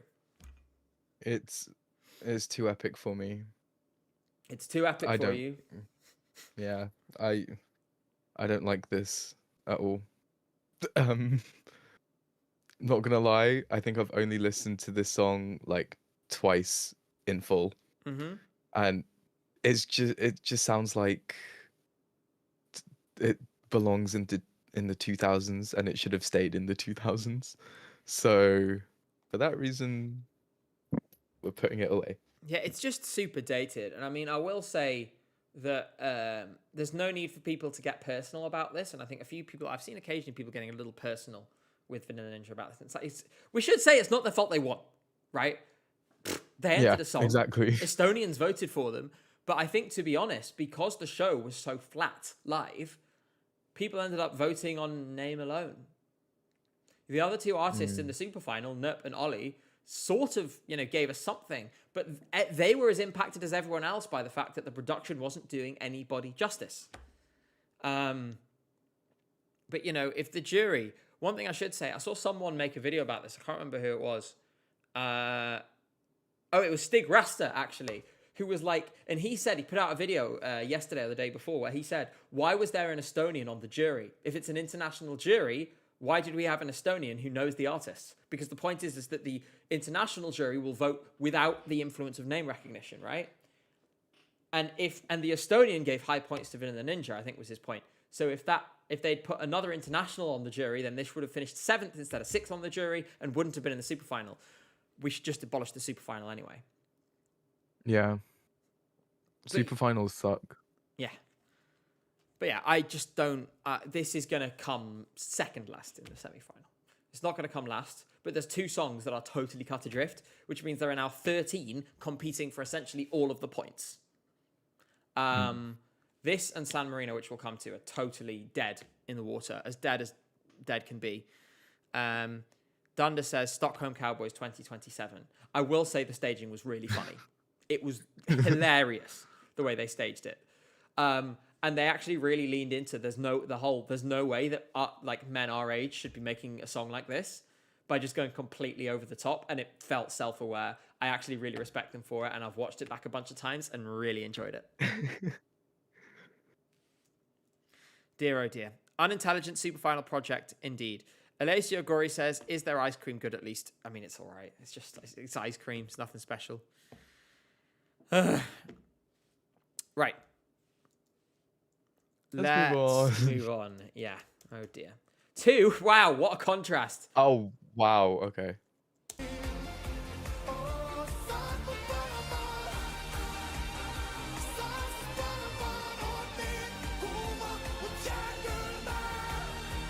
So, they're the clear favourites to win at the moment, and there is an interesting thing. I think Finland has learned from last year a little bit when it comes to narrative building. Because last year, Erica Wickman made a splash at the national final, then kind of got out-hyped by like Mariana Conte and stuff like this. There was the controversy around cunt thing and so on.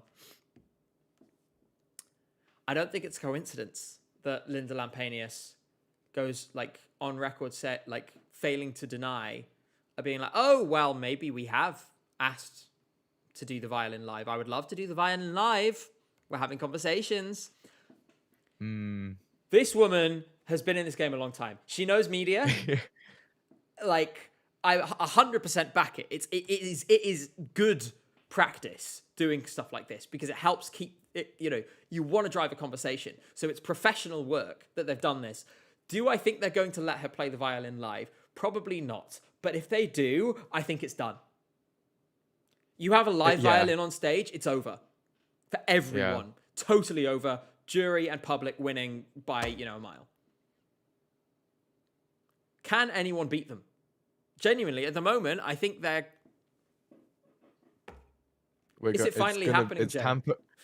It's time for 2027 at this point. Like, this song is just so good, and it's even better live. Mm-hmm. It's even better live, and just his voice, incredible. During this performance, the high note at the end was slightly off, but then in the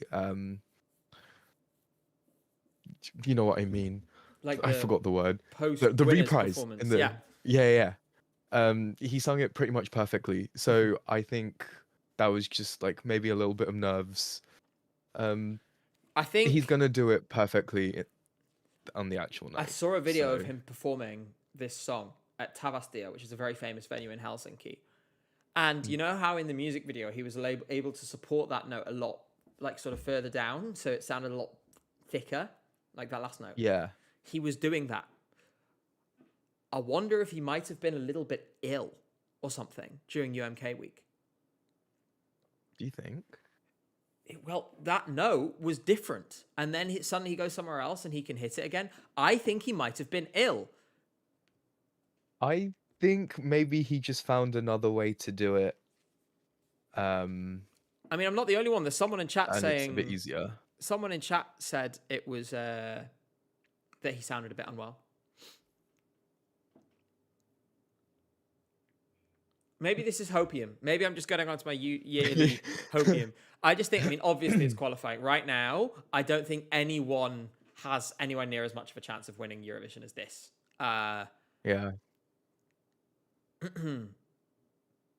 But yeah, the other thing is, like, at this time of year, national final season, a lot of people are ill, because a lot of these national finals are taking place in countries where it's like minus temperatures outside. It's the time of year where people get sick. Just hopefully, they, he will smash it live.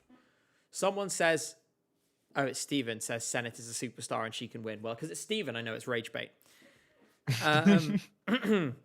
Luhani says, out of curiosity, which songs could benefit the most from having lyrics on screen? Finland, Latvia, and Albania are the best choices. I think Albania the most. Latvia is so bleak that I think it could have a sort of double effect where some people are like, oh, I love it. And some people are like, whoa, God, that's a lot. That's heavy. Yeah. Yeah. Who else? Mm-hmm. Someone said, Walter Mellon says, Pinda Pampanius and Leta Larkonen. Well, he swapped the letters of their names. That's comedy right there. The one thing I will say about this, with the staging, it's good as is. The concept is excellent, right? I think there's some execution issues, right? In my opinion. He needs to look at the camera more. And then just before that final shot where it pans around, we need something else, right? To avoid just that shot where it's just the empty confessional, and then the camera swings around, and it's like, shit, we've missed our shot. Whoop! Yeah. You know what I mean? So there is, True. and apparently they sent like a 25-page dossier to the organizers, being like, this is exactly how we want it staged. So hopefully they have a solution. But none of the issues are particularly difficult to solve. They do not have any critical issues. There's no big obstacle that you say, well, if they don't do that, then we're screwed. Yeah, exactly. The only other thing I can think of is when the camera cuts to Linda, like sometimes she's kind of just standing there and then does something. Mm-hmm. It's like she's kind of just standing there waiting for her cue. But like that's so easily fixable. Like at this point, it's nitpicking. Like I honestly, yeah. There's everything here is fixable. People want a poll, so yes, you can have a poll. Give me a moment. yes, Start poll. while I open my window. Will Jay open his window? No. Will Finland? This is not can. This is will Finland win Eurovision? Eurovision ? Start poll. There we go. I typed that with one hand. That was why that took so long. Okay. Vote now. Someone on Twitch will also do it, I think. Hopefully.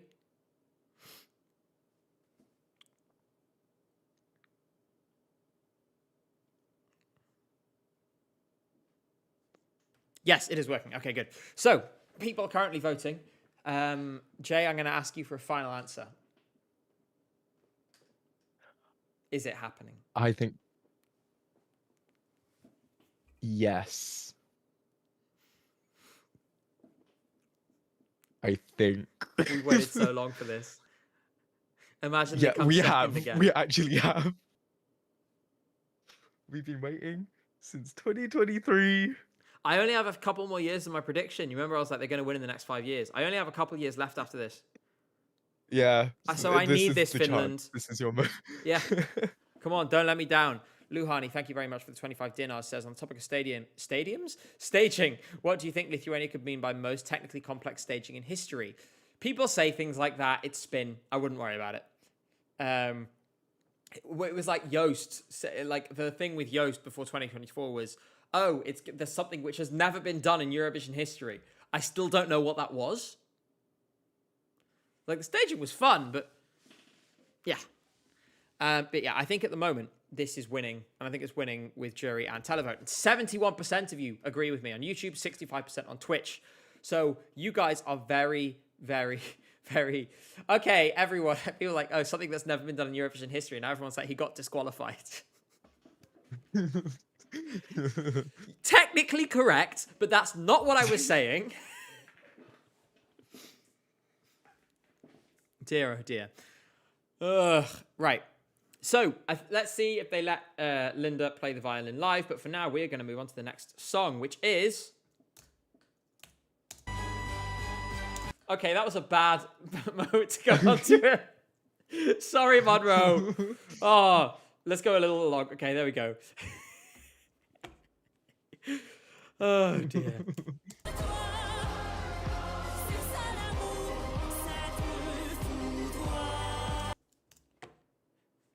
Seine Angst ist meine Angst, seine Wut ist meine Wut. It's very Right. Berghain by Rosalia. I think they've done that on purpose.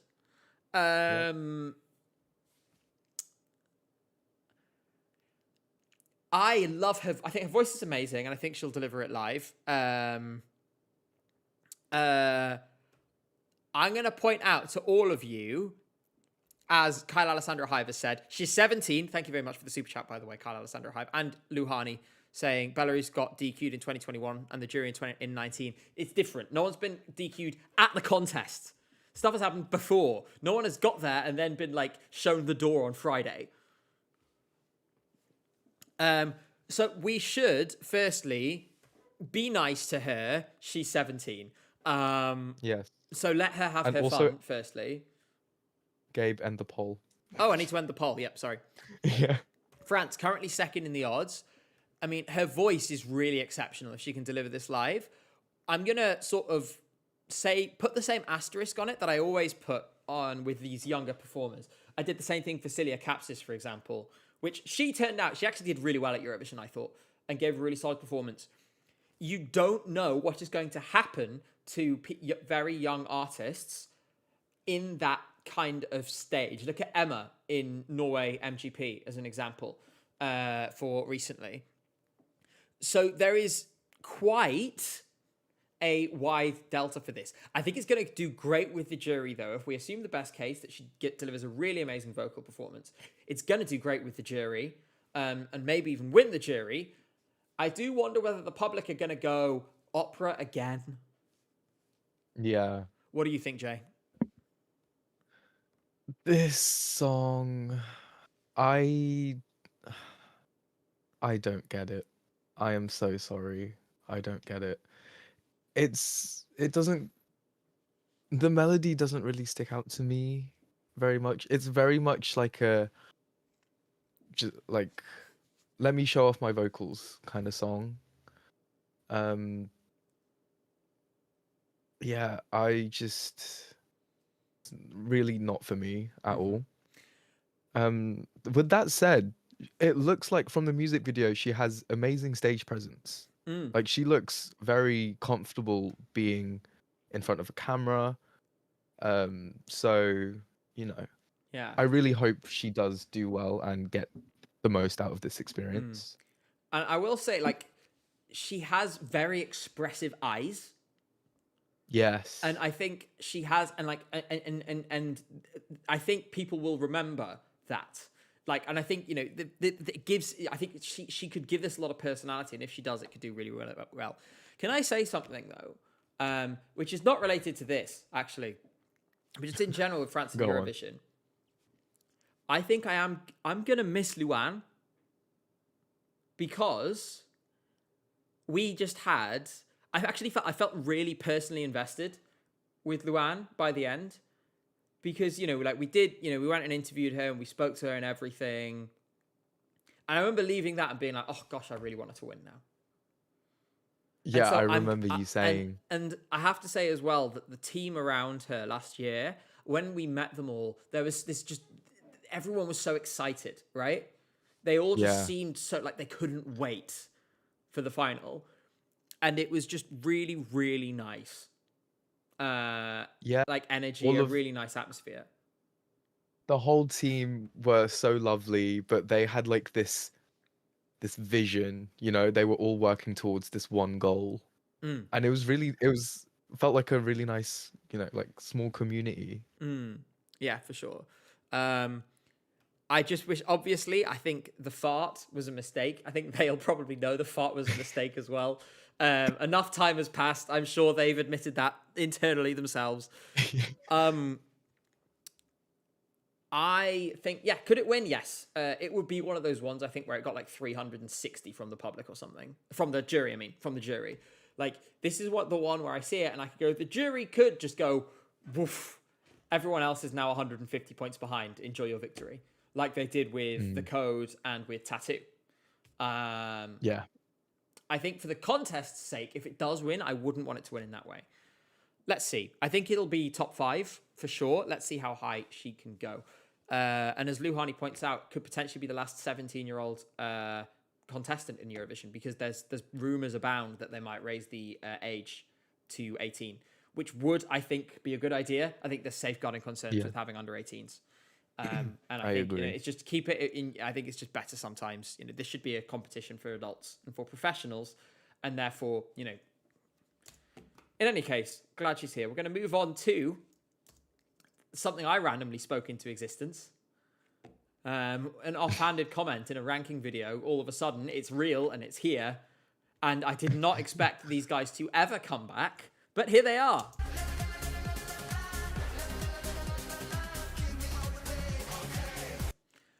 Georgia, it's catchy. I think it's in the same boat as Bulgaria is a little bit, where I'm like, I like it. I need to know what the audience is for this here. Like, who is it aimed at? Who's picking up the phone and voting for it? I will say, gotta love a song which is so blatantly anti-AI. I appreciate that. Like, I love the line where they're like, you can't digitize this. You know, they might as well have just said, I'm going to screenshot your NFT. Yeah. So, based Bzikaby, for sure. But what do you think of the song, Jay? You know what? I was listening to this today, actually. It's a hit. It's actually so good. It is a hit. Yeah. It's a hit. Like, honestly, I was in the car just like, yeah, getting to it. Were you going to or from the This gym? No, I wasn't. Um I don't try. Well, That's a I good was point. in Well, you could have been my being dad's car. driven. No, I always walk. Okay. This is besides the point. You were saying. Yeah. Yeah, I can't explain why I like this so much. It's just a hit. Mm-hmm. Nero Cantata says Azerbaijan diss track. For legal reasons, I disagree. Also, we have the lyrics on screen now. This is the one I was talking about. Can't digitize our thunder. No code, no clone. I think also maybe a little bit. This is real. This is clear. It's not. Most of it isn't the deepest thing that you've ever seen, but I just like it has some clear, not very thinly veiled digs, in my opinion. And also for the songwriter, this is somebody who in the past has written nonsensical lyrics. So I'm glad that this year he's been like, I need to make sure I write in full sentences this time. What was in the water that helped Denmark and Georgia this year? Georgia, I think, are within their normal variance. I don't think this is particularly... Are you all right, Jay? Were you coughing? I just choked on some chocolate I'm eating. Oh, dear. This is... The lyrics are awful, says Stephen. They're not that deep. I would, but they're better than, like, remember Echo? Like, let's not forget. Don't forget where you've come from here. Like, if we go Georgia in Eurovision, 2023. Life is love, thing is known like in dreams. I've got a big faith. Where is it? Where is it? This feeling is Lord.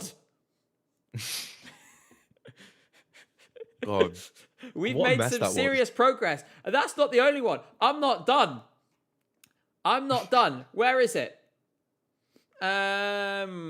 Kindness is sense of my style.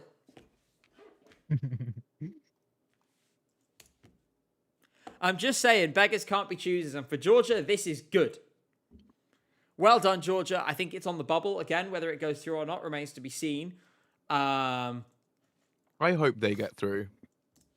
It'd be nice for them to go through, just because it's Bzikaby. Yeah. Next up.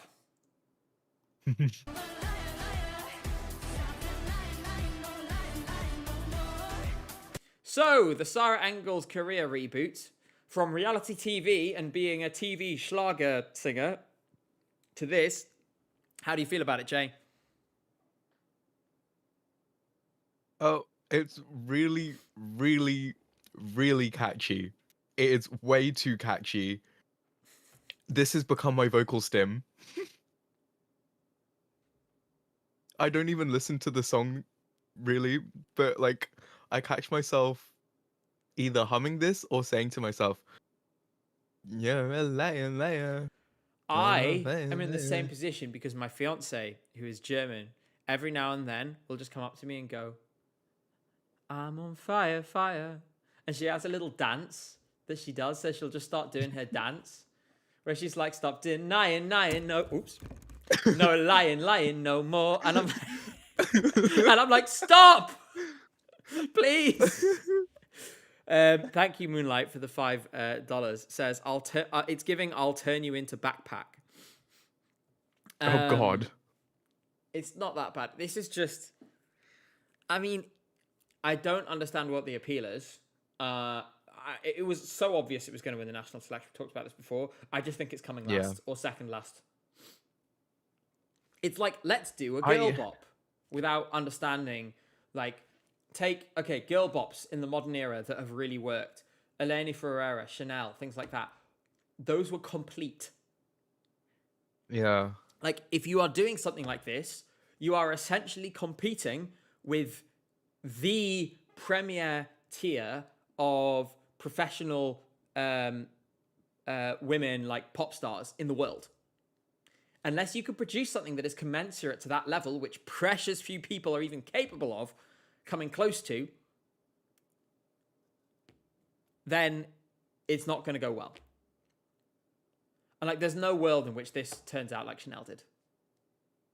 Oh, hell no. So, Absolutely not. yeah. I don't think it'll get 0, but I don't think it's going to do well. I just think I'm thinking like 22nd. 22nd.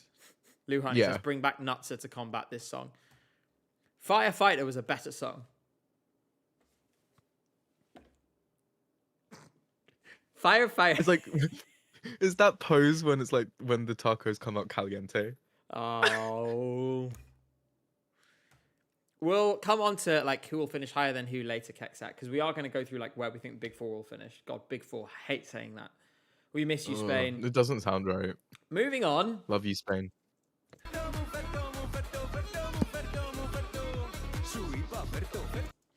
So, we are in in a weird moment for this song where people stop talking about it because lots of things have happened since.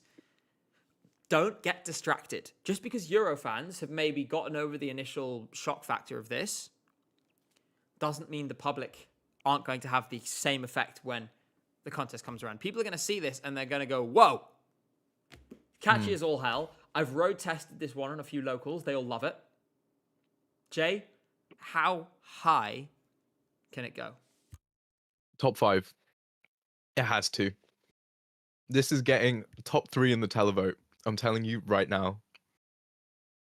Any higher than top 5? Third at a push. No higher than third, though. I mean, we got Finland.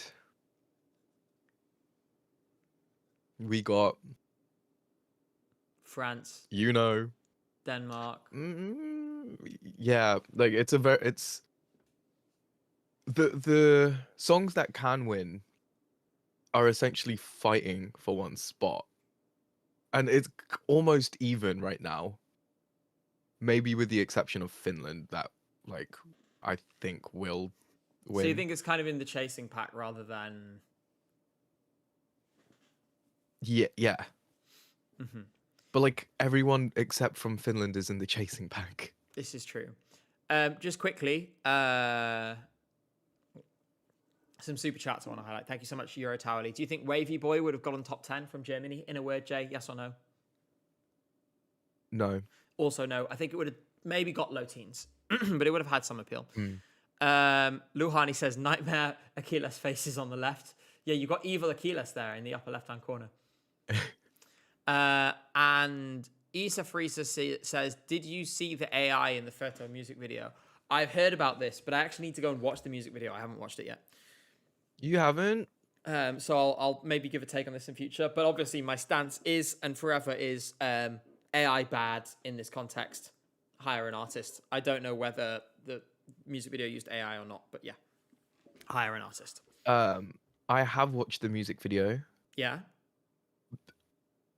If the video game part of the music video isn't AI, then it is probably my second favorite music video of the season.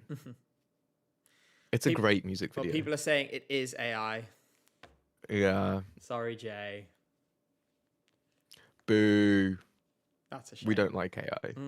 Well, if you want to take part in a Discord server where generative AI content is literally banned, join the ESC Gabe Discord server.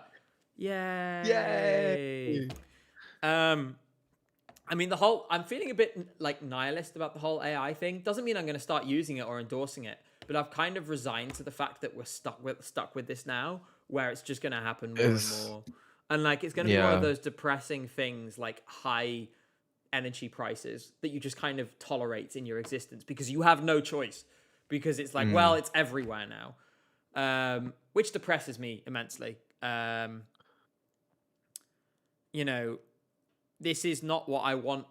You know, we don't need to be killing trees to do things that an artist can do. Exactly.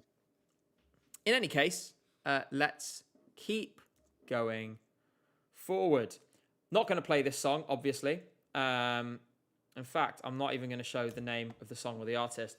I've come to realize something in the past couple of weeks. More than anything else. Go ahead.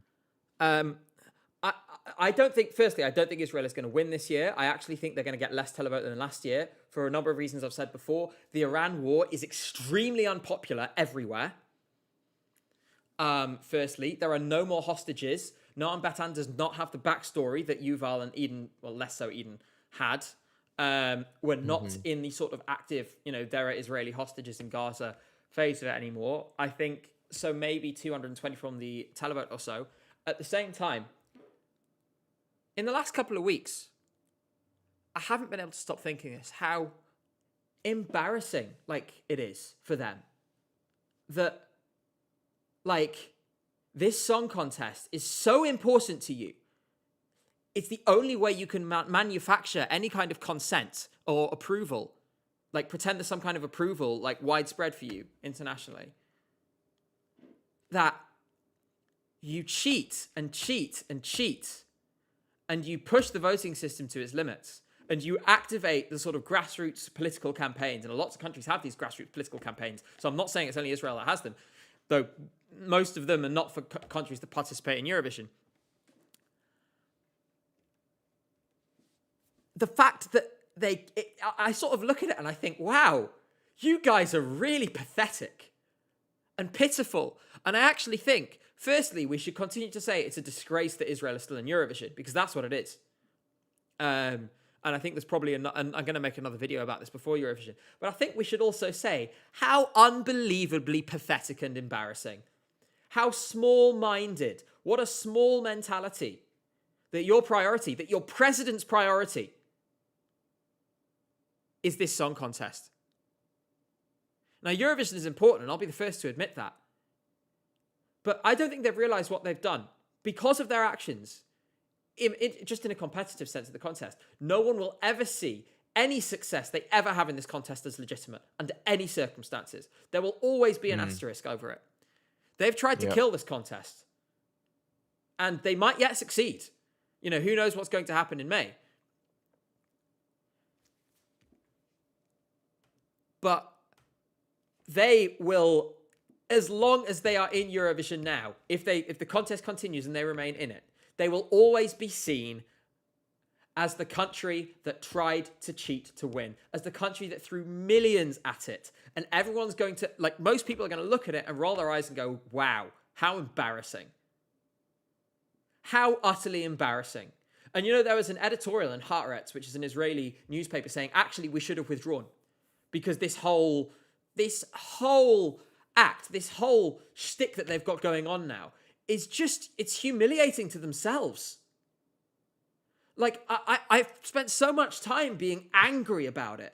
And now I just look at it and I go, honestly, I have so much secondhand embarrassment for you. What a pathetic, sniveling, just utter shower, farce that this has become.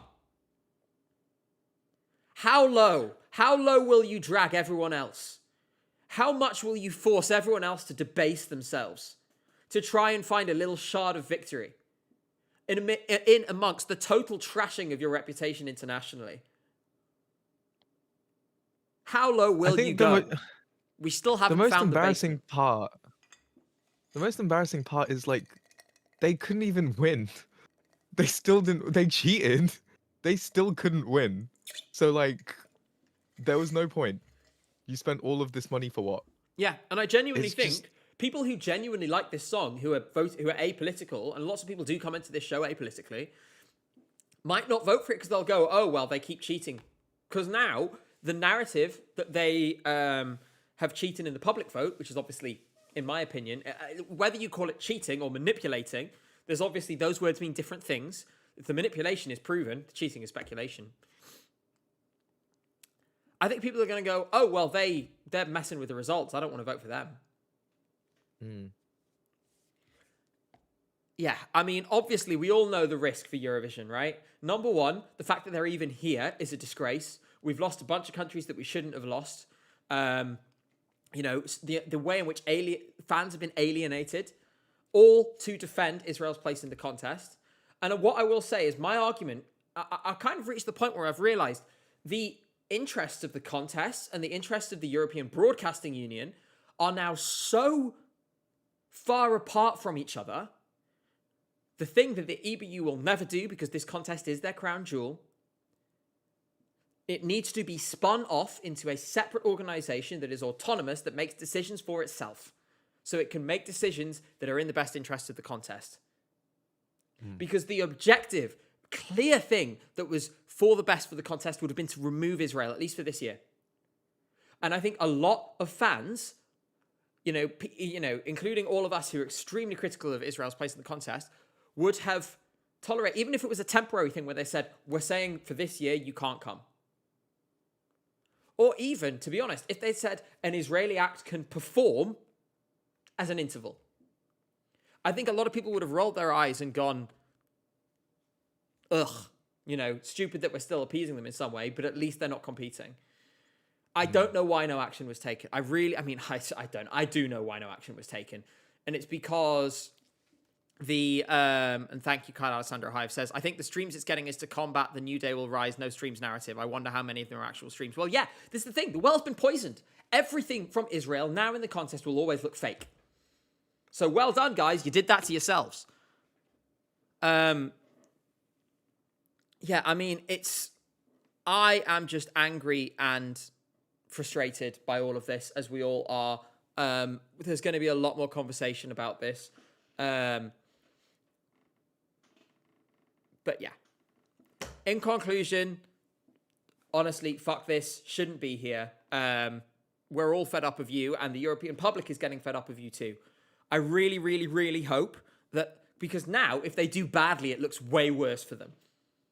So I really hope that somehow they flop, and it makes everyone go, oh, wow, everyone really hates Israel now. That would be beautiful. Let's move on from, it's so frustrating. And I have to say on a personal note as well, and I'm sure many of you are having the same experience, how soul destroying it is as well, seeing so many people who love the contest to say, I feel like I can't engage with this anymore. Like, people who have loved this contest their whole life being alienated from it in this way. I don't know how you can look at that and do nothing. And yeah. Oh, it's difficult to go on from that and keep talking about music. Bruno Cruz, thank you for the €2. I think also they removed that press conference to reduce the load on artists, to be fair. It's not just that. But yeah, we will continue to cover this contest in a way that acknowledges the realities of the contest. Accreditation or not, no matter what's happening now, no matter what's happening in the future. Luhani, thank you so much. Says, thank you for being a cloud of light in a dark world and a dark time. I appreciate that. We try to find the shafts of light. We try to tell the stories that matter. Even when, others try to drown those out. Let's have a little listen to Sal Da Vinci. What an extraordinary contrast this is from that. You couldn't have much bigger of a whiplash, to be honest. I feel like maybe I should have done that at the start or end rather in the middle, because it's put me in a mood now. Sal, going from one mood to another dramatically, we have Sal Da Vinci with a song about how much he loves his wife. Per sempre si, sorry, that first one was always like per sempre si. Per sempre si is a song that it translates as forever yes, which is a beautiful sentiment. It's a gorgeous, just gorgeous message, in my opinion. It's so lovely and kind and wholesome. What a palate cleanser after the rant, actually. This is going to the top 10, in my opinion. I think it's got big public potential, especially. But Jay, what do you think? I love this song so much. It's for you, It's so cute. It's so cute. I showed this song to my dad as well. He loved it. This song kind of reminds me of stuff that used to play in my house, like when I was really young. So there's like a nostalgia factor for me in this song. Um, yeah, it's just cute, and his Sanremo performance was really good as well. If you've seen that, I really hope he he's dances with his very wife on stage though at Eurovision. that would be really cute. I have very high hopes for this staging. Very high hopes. Um, yeah, He just I'm needs just to be excited himself. to Sorry, go yeah, on. because he's such a likable character.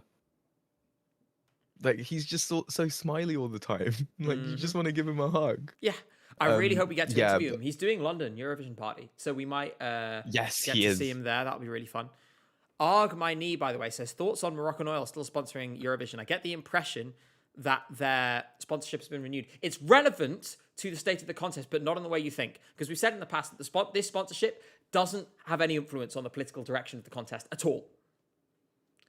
Right? It would be a mistake to think that corporations have any politics at all other than their own self-interest. Wow, comrade.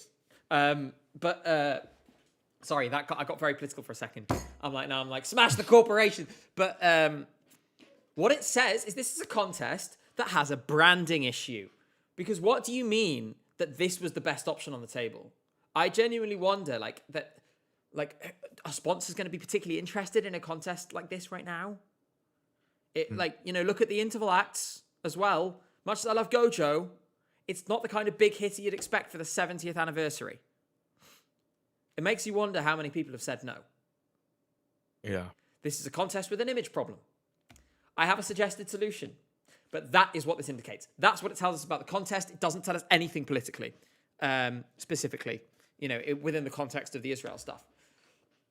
Sorry, I just wanted to answer that question while the super chat was there. Otherwise, I would have forgotten it. Yeah, I think this will do great. It's not dated. It's nostalgic. It just feels so lovely and warm and, it's just a bit of fun. I want to dance around my living room to this song with my fiance. That's how it makes me feel. And she loves it too. I think Sal just really likes Eurovision and just really wants to dive into it, and that's why they're doing the pre-parties. ESC Drive says, what did Italy do to be loved for being dated and considered classic, while Germany and Estonia it's just called dated? All of them refer to older music. I think it's partly a performance issue and partly a quality issue. This song is quality in the way those other two aren't, and the performance is way better. It's also, it's authentically Italian. The other two are just stereotypically, they stereotypically are what they are. The German one is, let's do a girl bop. Vanilla Ninja is just, let's do 2003. There's nothing real about that, in my opinion. Let's continue. Gosh, we've got loads to go, and it's already 9 o'clock. But we will go for another one. Next, Atvara with Ena from Latvia.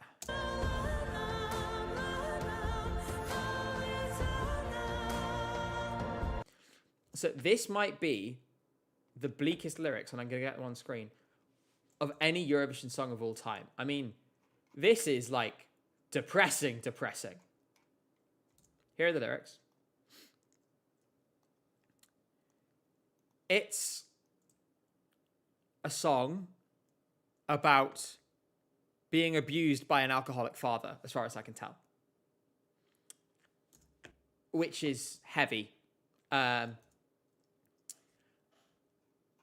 also, I think the symbolism of the smashed glass is not lost on me in the context of a song about alcoholism.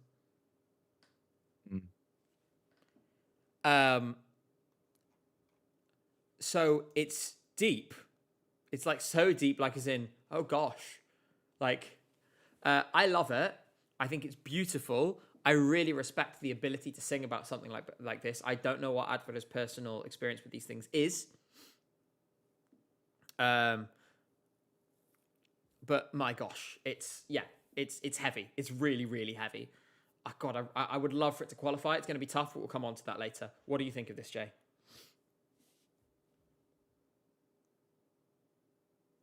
It's another one of those songs where I really like the performance. I would never stream this though. Similar for me, yeah. Yeah. And for that reason, it's not very high on my ranking. Um, yeah, the lyrics are like, damn. You read that and you're like, oh my god, Putting subtitles on crazy. screen, I could it. I'm not sure about it with this song. I wonder whether. I don't know. I think it's difficult, like because now Albania is doing it. You know, I wonder whether they might consider it as well, even just one or two lines, or at least I want the meaning to come across in some way. You know, Yeah. I want people to get it, and that's a difficult thing to do. Luhani, thank you for the super chat. I'll come back to that question later. We'll talk about the jurors, younger jurors, and if that'll change anything later. I think its biggest problem is the fact that there's a bunch of other ballads, though, in the semi, which we will, of course, come to. I'm going to move on to a song that I am much more bullish about than everyone else, which is the Silver Lion Seeker from Lithuania. And this one is dedicated to Danda, my favorite Lithuanian.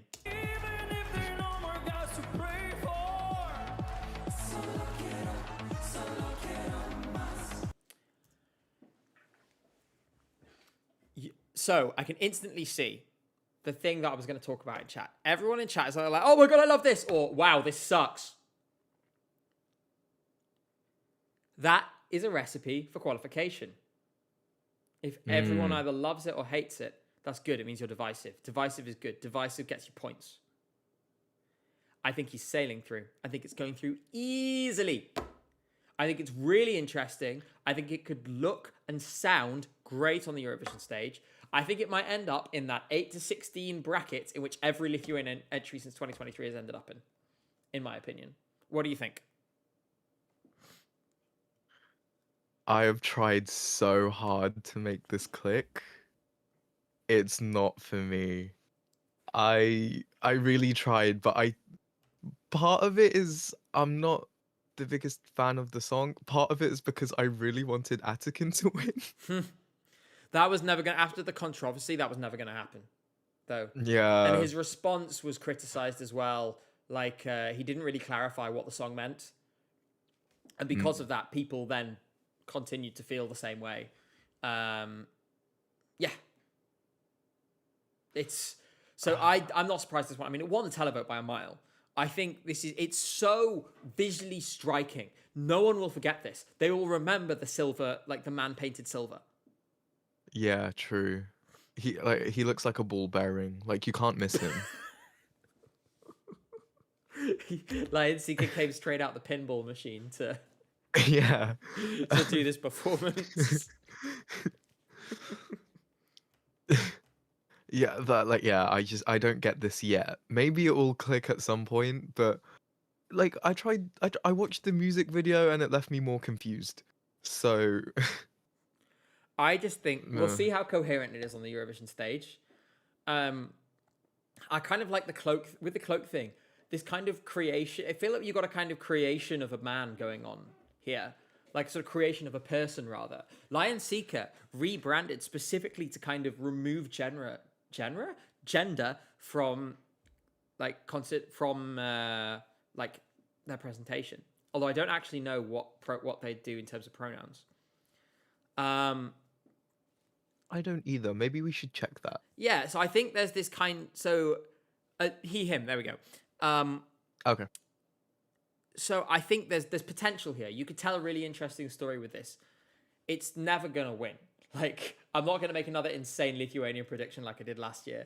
I'm never gonna live down Lithuania dark horse to win, which is why you don't drunkenly tweet at 3 a.m. after Estilal. I just don't think. I can't see it flopping. There seems to be people who think this is a borderline qualifier. It's going to sail through. It's going to sail through. Lithuania have got things right for a while now. They will continue to get things right. Fingers crossed. We will move on to Luxembourg.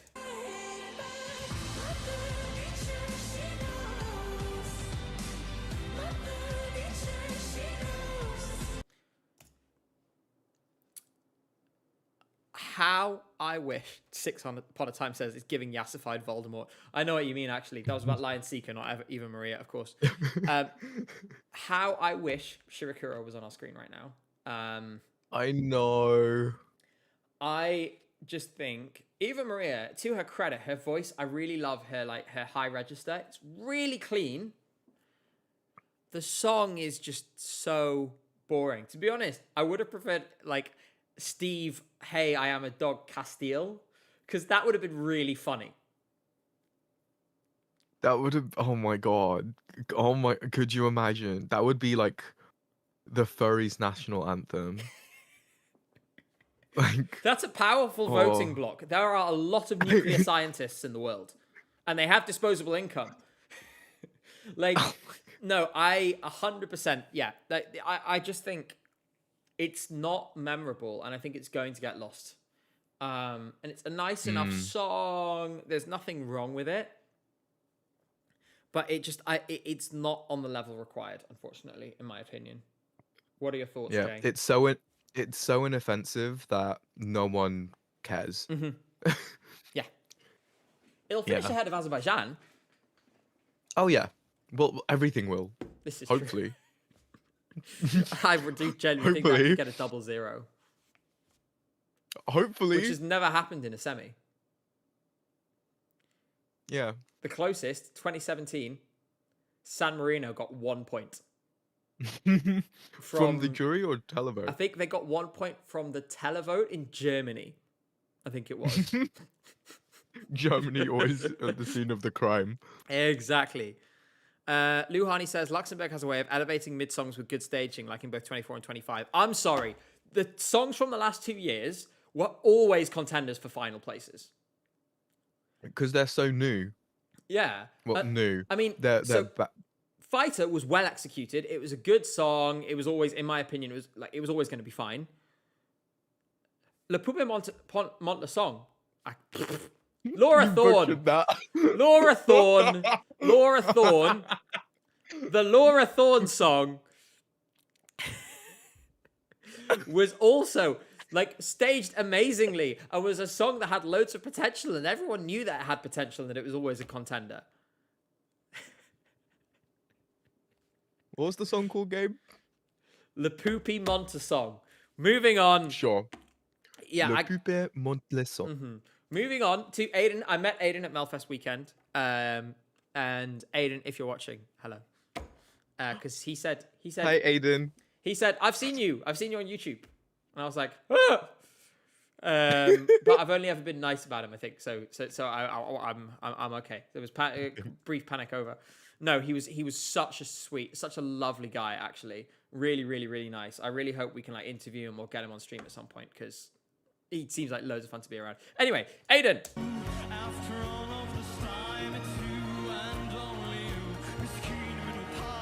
So, Bella, I think is an obvious qualifier. I think I put it in my probable category because with Malta sometimes struggles with televote, and that can throw a spanner in the works, right? So I kept it out of certain. I think qualifying comfortably. Performance is charismatic. It's really nicely done. I think it'll be better at Eurovision than it was at a multi-selection, and it was already good at the multi-selection. So I'm quite excited where this might go. Will say, no offense, I hope the jacket gets changed. Not a big fan of the jacket. I love everything else about this. It's not the jacket.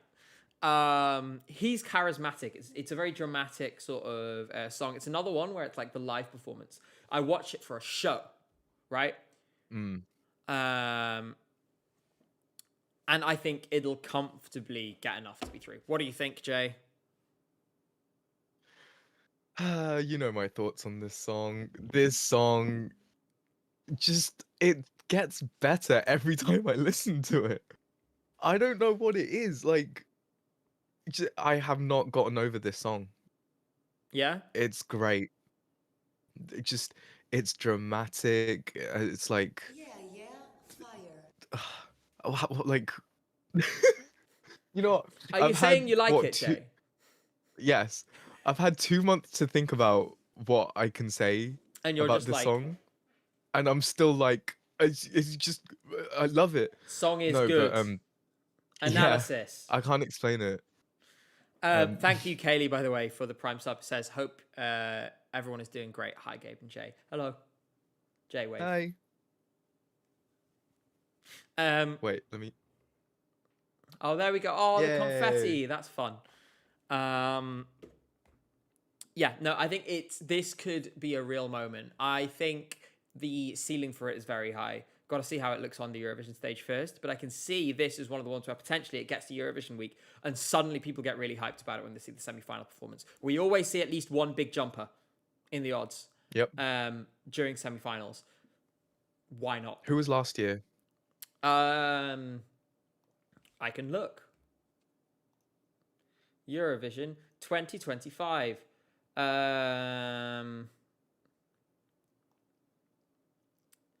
Oh no, I thought it was Albania, but it wasn't Albania. I don't know where I got that from. I'm trying to remember who it was now. Was it Estonia? Yeah, there we go. They jumped quite sharply from 9th. Then semi-finals hit, went up to 5th. Jay, did this dethrone Momenti Spi? Says No, Lou. No, you still love Momenti Spi?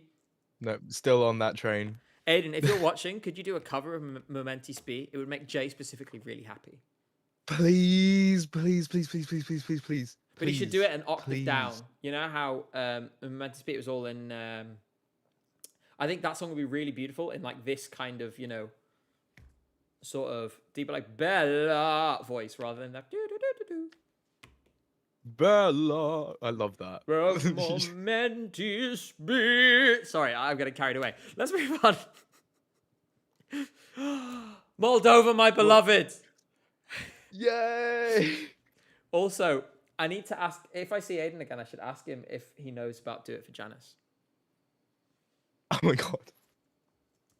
And if not, I'm going to explain Do It for Janice to him. The thing is, right, me and Janice are mutuals on Instagram, but we've never, like, messaged, so I don't know if she knows or not. Like, I have no idea.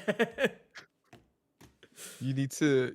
if you ever meet her in person, that's Just the be like, first thing you're sorry. asking Right, Satoshi. Sorry.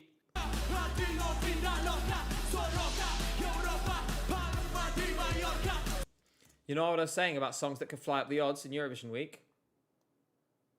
This is the one. Honestly... This is 21st. It has had a little bit of a rally from outside. It was 32nd at one point. People are sleeping on this as a televote, like lightning rod, top 3 televote.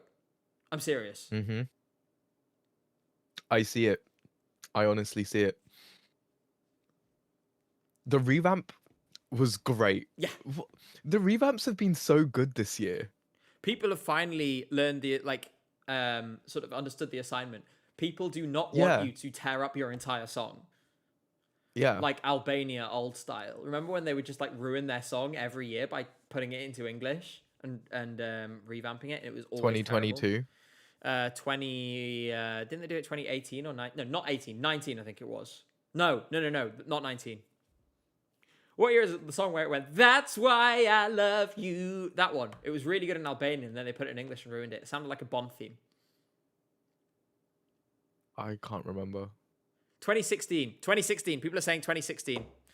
And then obviously we all remember the Zemran and Dor revamp. Bessa, what did you do, girl? Oh, Bessa. Bestie. No. I don't think I'm her bestie. And also I believe the term is best animal, as she herself. Oh, best animal, please. Moldova, easily qualifying. I'm so involved in this emotionally.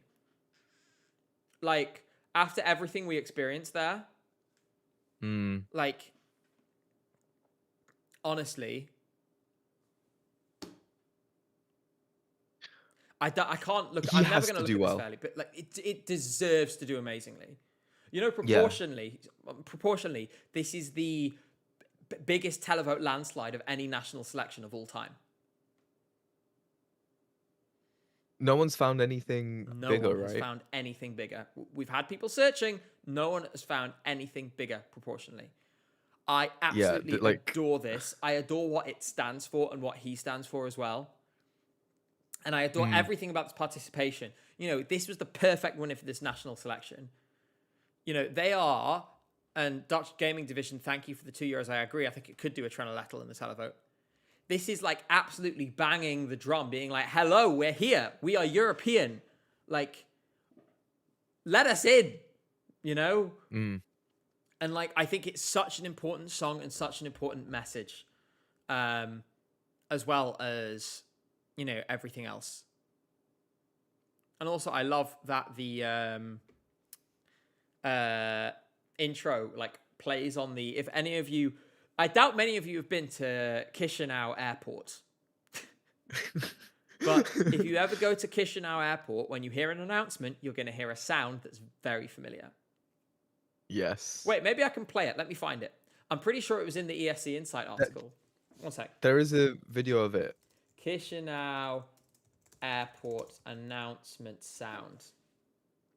That's so funny. It's uploaded on their official account under the name Gong in all lowercase.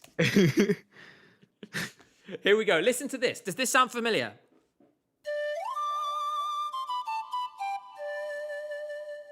Oh, I missed that sound.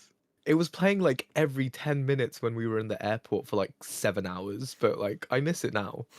I love how Vadim is just like, I have heard this because I'm Moldovan. Yeah.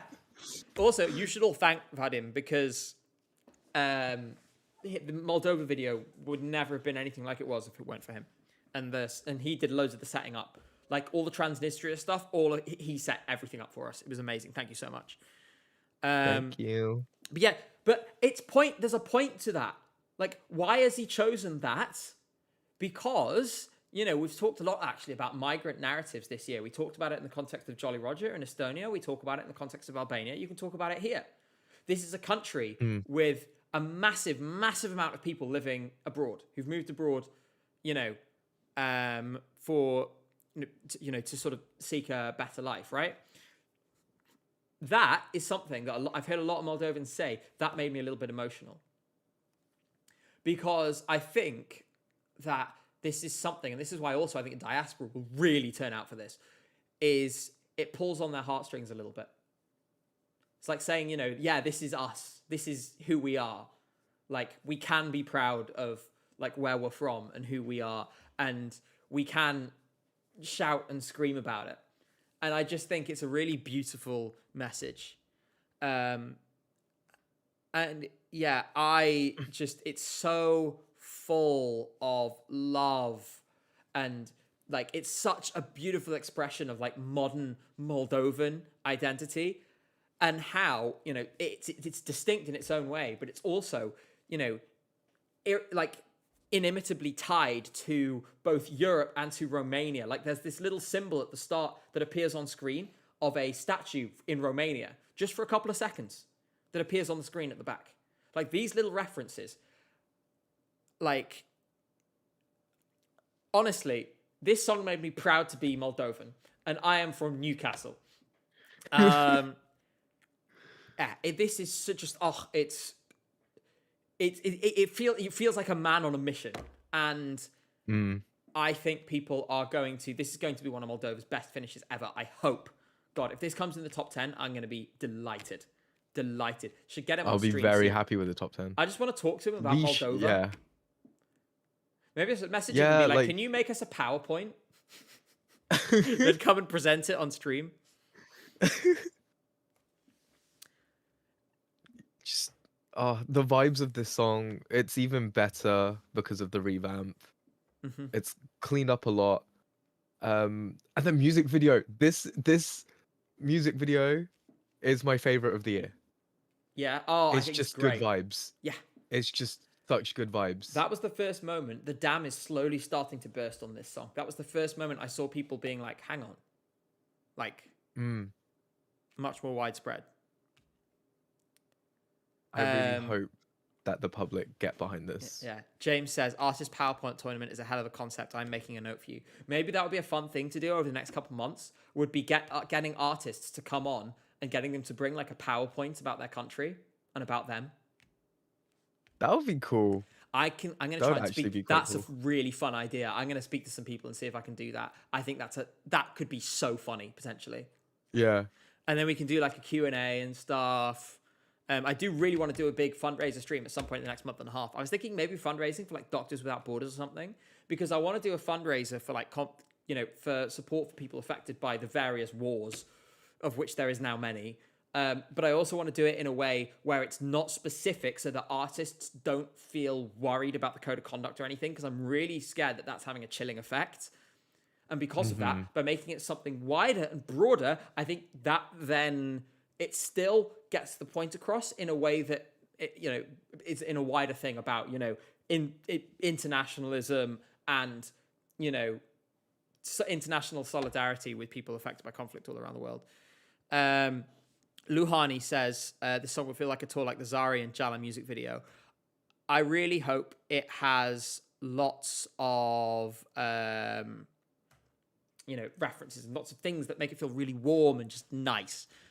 Let's see what happens. Next up is Montenegro. Another one where I'm like, wow, this revamp understood the assignment. Now make it scary on stage as well, please. Yes.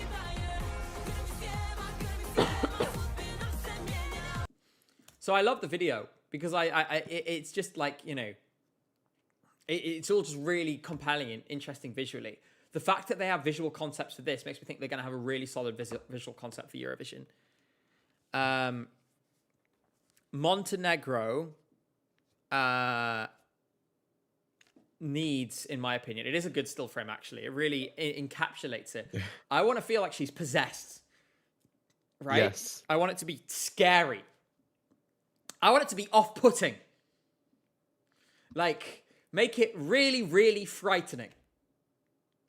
Use Bambi Thug as a reference for how to do this well. I was about to say, like Bambi Thug style. I'm just really excited. This was released on International Women's Day, by the way. Shout out to women. It's hilarious. Every year on International Women's Day, November the 19th trends on Twitter, because every year some edgelords tweet, why isn't there an International Men's Day? And then everyone quote tweets it and says, yeah, there is. It's November the 19th. You know what else is November the 19th? My birthday. Your birthday. And you know what else is November the 19th? International Toilet Day. And my brother's birthday. Yippee. Hooray. Yay. I'm really excited that we have a song from Montenegro that could qualify. Like, not, Yep. maybe if it... Like, no, this is in the running, right? I can't see this below 11th or 12th in the semi. And it's got Croatia and Serbia, which is going to help so much, right? I'm so excited. What do you think, Jay? Can it do it? I'm not gonna lie, I kind of forgot about this song before the revamp, but now after the revamp, I'm like, whoa, this is great. I'm so excited to see what they do on stage. No pillowcase dresses, says Senpai. I agree. And Luhani, this needs to be scarier than Croatia. Croatia's different. This is like, Yeah, this is like vampire style kind of stuff like that. the thing I saw in it initially was the succubus, which is this kind of European, like satanic, demonic kind of thing about which involves killing men and sort of. It's a bit like, the sirens in ancient Greece. Kind of some similarities to that in some ways. But yeah, I just think it's so exciting. Surprise Dimple says, everybody take a nice big dump for Gabe on November 19th. Yes, please do, but don't tell me about it. I do not want to hear about it. Demons that feed on lust, says Flame Samurai. Yes, indeed. Demons that feed on Peter Parkkonen. Please, no. I don't want any demons like come for Peter Parkkonen. He has to win Eurovision first. But yeah, Succubi, because I think you see it a lot, but I'm specifically referring because it kind of emerged from this kind of medieval European pagan thing, I think specifically. We'll look into this. We'll revisit this topic. Why is everyone now typing hashtag shitting for Gabe? Instead of that, why don't you subscribe to my YouTube channel? We just hit 56,000 subscribers yesterday. Thank you so much to everybody who has subscribed. I remember when we got really excited about having 1,000, and we were like, "Oh my god!" And now look, I mean, genuinely, every time one of these milestones comes and goes, I feel so grateful and so just bowled over that there's that many of you. Please stick around. We have lots more to come, of course. And yeah, I'm just so grateful to be in this position. That all of you, have chosen to come and enjoy your Sunday evenings with us and watch the videos and so on. And I've been feeling honestly, I'd had a couple of crises of confidence over the last few months, but I have to say the last couple of weeks, I felt so much I feel simultaneously more exhausted than ever. And I am going to take a week off in the next couple of weeks just to recover. I'm not exactly sure when yet. I'll let you know. But I've also, my confidence is back a little bit. And that's thanks to you guys. So honestly, thank you so much for the amazing reception recently. I love you all. Let's talk about Jonas Love from Norway, shall we?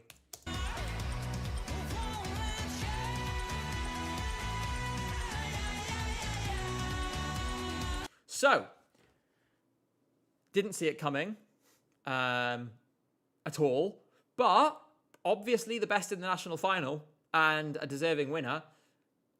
I think this is underpriced a little. I think this is going to qualify just fine. People seem to have it on the borderline. I think I put it 7th. I'll get my list up at the end, but yeah, no, I think it's a qualifier for me. And I think it's nicely done. Ingvild, thank you very much for the 59 krona, says, NRK is sad this year. We should have withdrawn, even if it was after Ylvis with tails between our legs. I'm sad and seeing last year as a warning. Yeah, I mean, you really felt it in Norway that the boycott has had a massive effect.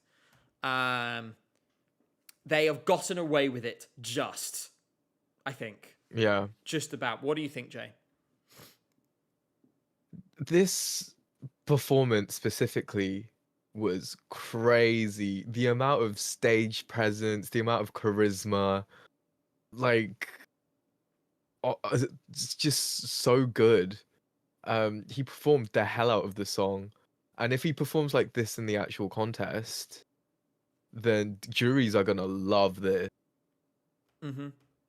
So I think it could qualify, unless something dramatic happens. Do you remember 2018 Malta, where she got third with the juries and then almost last in the televote? Yeah, I can't see something that extreme. That was a, that was particularly big shock. A very extreme case. And she didn't qualify in the end. I really like that song as well. Oh well. Everyone immediately forgot about it. Taboo. Yeah. Break the taboo. I loved it. It was in my top 5 that year at the time. I don't think it still is now. Really? Yeah. Luke, what was Jonas Love's pre-party speech? I didn't see that. Also, Yoshi says, all the talk about Romania, and yet Norway's song kind of gives me like an animal vibes from the lyrics. The reason for that is partly because, as we've seen in Eurovision, there is an element of it's difficult, okay? I mean, we'll talk about Romania in a minute. So actually, I'm going to save your point. I'm going to put a pin in it. We'll come back to it because this is obviously, it's calmed down a little now, but there's been a lot of discourse about it. We talked about it last week. And I'm kind of reflecting on it a little bit this week. I will warn you in advance. My message on this is a little bit why don't we all be friends? But hopefully it will make sense when I get to it, right? Any more on Norway, Jay, before we move on? Frankenstein was robbed. Yeah, please come back, Milo. Next, please. Poland.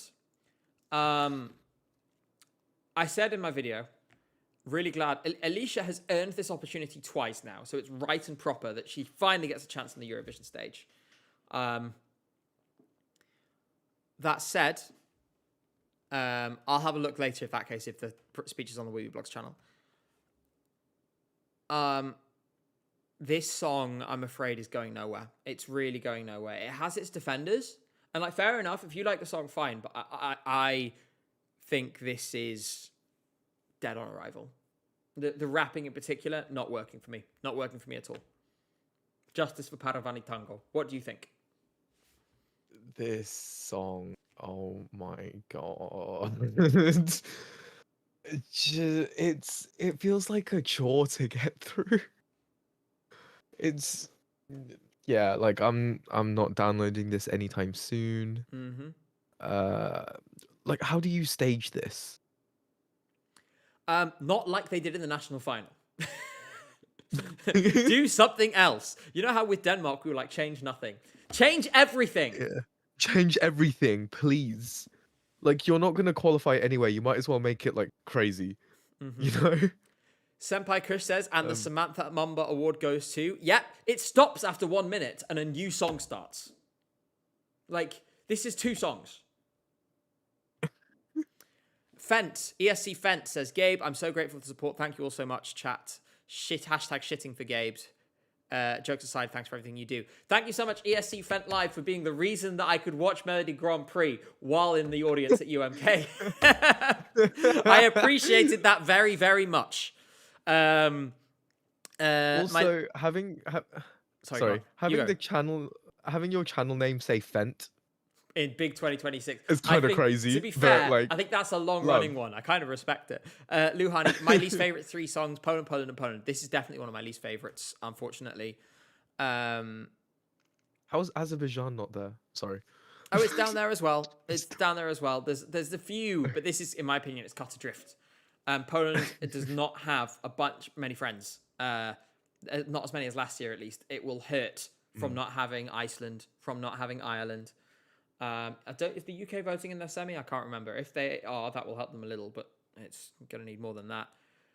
We will go on to Portugal.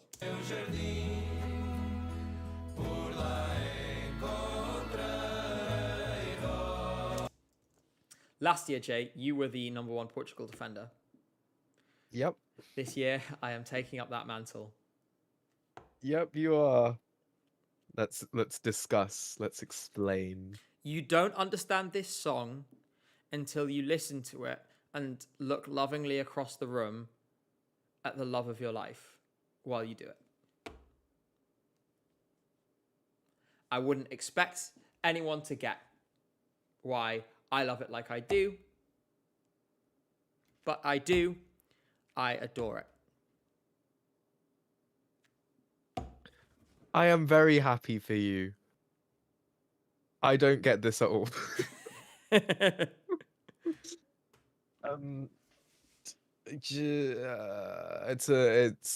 kind of like Amar Pelos Deutsch for me.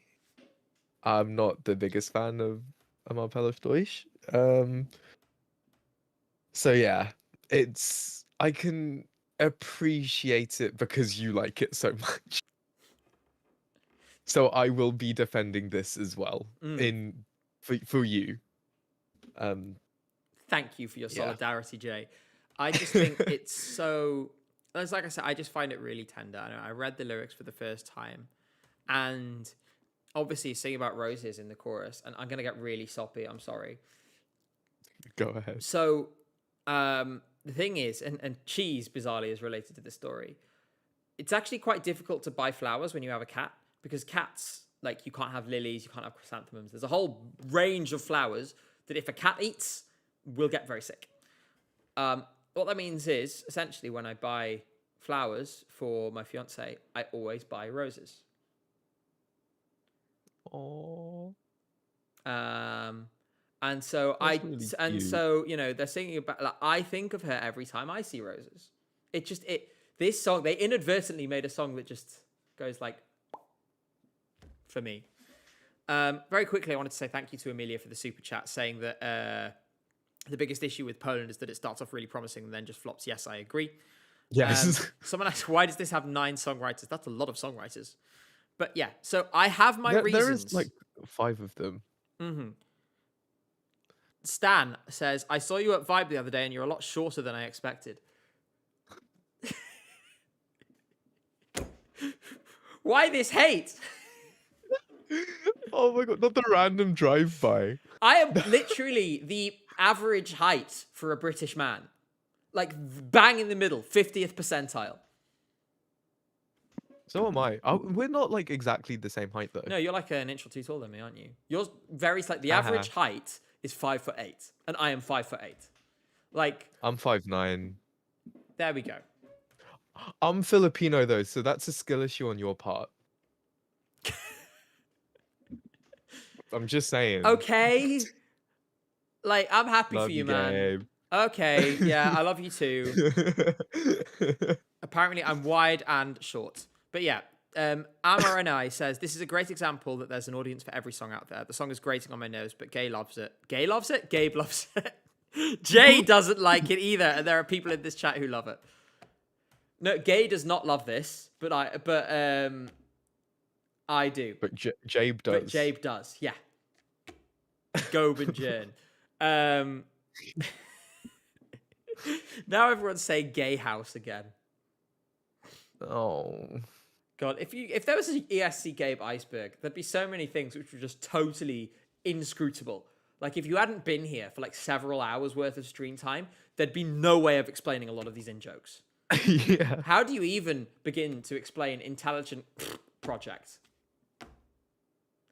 Every now and then, I click on an unrelated Eurovision video or a national final video, and someone's done intelligent project, and it's the top comment. It's like, no one else gets this. God. Right. Let's move on. Let's move on. Gosh, I love that song. To Romania.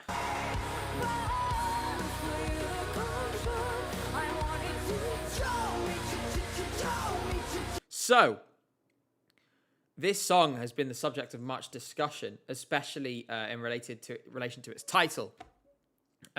We touched on this last week on stream. And basically, my position that I've gotten to, because actually some people reached out to me privately, and I'm not going to share what they said, but people who helped me understand some of the different perspectives around this. I haven't changed my position in terms of, I think Alexandra is very clear what she means about this. On every promo about this song, they are at pains to stress what it is about, right? At the same time, things can sometimes get to people in ways you wouldn't expect. And for that reason, I think we should take it when it's in, I think usually you can take people in good faith and with compassion. It doesn't have to change how anyone views the song. Like I say, that's not an interpretation. The one that is being debated in the media, it's not an interpretation I agree with. But I've had some people speak to me where I've gone, okay, like I can completely understand in your position why you feel the way you do. So I'm just conscious of being compassionate. I'm not asking anyone to agree with the criticism of this song. I don't personally. I think it's just important to understand why some people, some women may feel that, may worry, have some kind of, difficulty attached to this kind of thing. Thank you so much, Luhani. I really appreciate that. Shitting for Garg. Oh, dear. Oh. So, yeah. This song, I will say, I think it's going to the final. I think it's a good song. I think we should be careful, not to talk over Alexandra's narrative. This is her song. She herself has written it. And I think it's important that that is in the foreground. But yeah, we will focus on the song. Reminds me of Nightwish, like 2000s Nightwish, which is an early musical sort of thing for me. So I'm sort of like, yeah, that's nice. I like that. This song has a revamp, says Dratopia. I think I heard it and I enjoyed it, yeah. I haven't heard the revamp, so... You haven't heard any revamps. Go listen to some revamps. I've heard the 2 other revamps. This is the only one I haven't listened to yet. Mm-hmm. Okay, relax. So, what do you think of this song, Jay? I like this song a lot. Like, I feel like people would be like, oh, this is too heavy for you. No, it's not. I love this. Interesting. I mean, there is that little part of you in there. There's like a little goth girl screaming to get out, buried in you somewhere. Maybe it's just that part of you is singing. There's a... No. Behave! That's not what I was saying. Yeah, no, I know. I really like this song.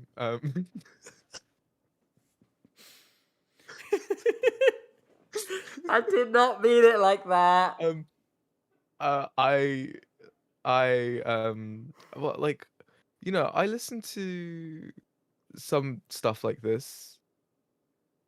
Like? So like I'm like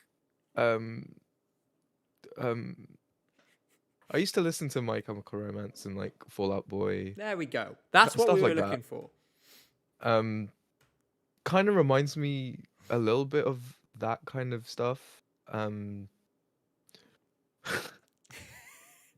sorry. I feel like I've totally. Yeah. No. Like. Yeah. Good influences. Good childhood memories and stuff of stuff like we used to listen to in different ways. I think we need to move on. We need to move on, She's please. going to qualify. She's going to be just fine. Romania, you did something real good. You know who didn't do something real good? San Marino.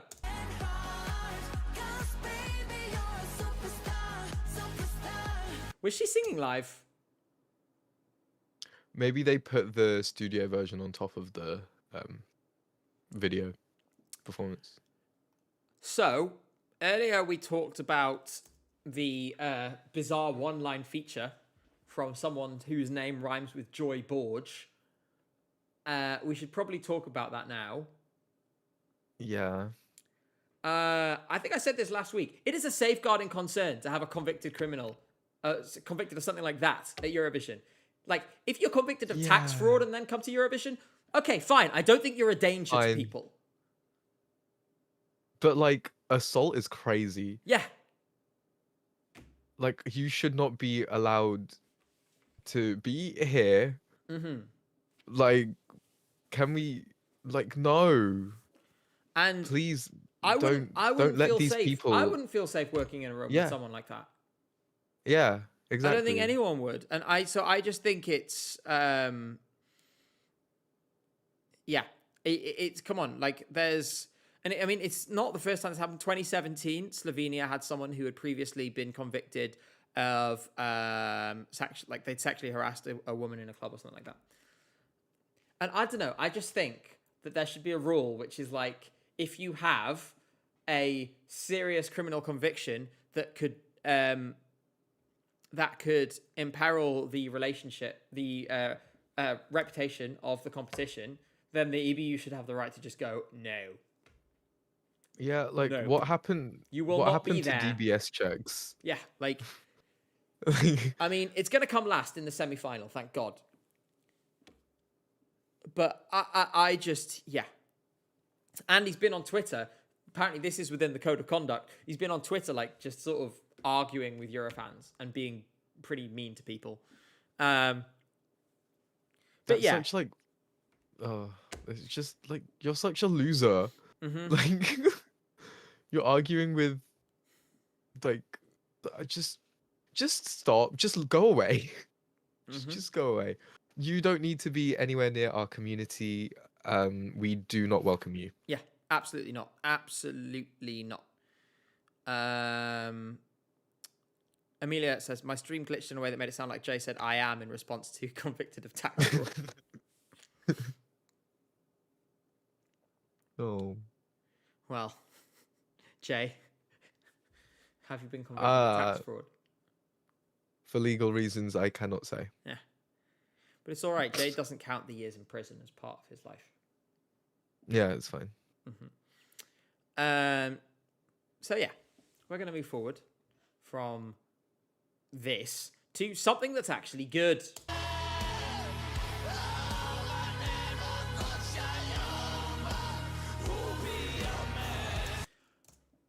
Goths are doing really well this edition. Like, this is a big year for Goths. I feel like because the world is such a depressing place, like, in general, like, Goths are making a comeback. And emos. You know what I mean? Lovely. It's great. I'm really happy. I'm really happy about this. Like, I love songs which are like, I'm depressed! Ugh! Low key, there's a big, I think there is a Venn diagram, quite a large overlap between people who like Hold Me Closer by Cornelia Jacobs and people who like this. I can't explain why, I just have a feeling. What do you think, Jay? I don't like this song. It's too heavy for me. Yeah, I didn't expect you to like this. Yeah, it's just not me at all. So the goth girl in you doesn't enjoy this. No. Okay. I think she's more like pop punk, like pop, yeah, stuff like that. This is too much. This This is is, too yeah. much for her to handle. Mm-hmm. Yeah. How dare you debase Cornelia like this? I'm just saying, this is a song for people who are depressed. So was Hold Me Closer. Oh, Hold Me I Closer love was them an both. incredible song. Yeah. Fun fact: Hold Me Closer is my favorite Eurovision song ever. Mm-hmm. It is so good. It's aging so well as well. Yeah.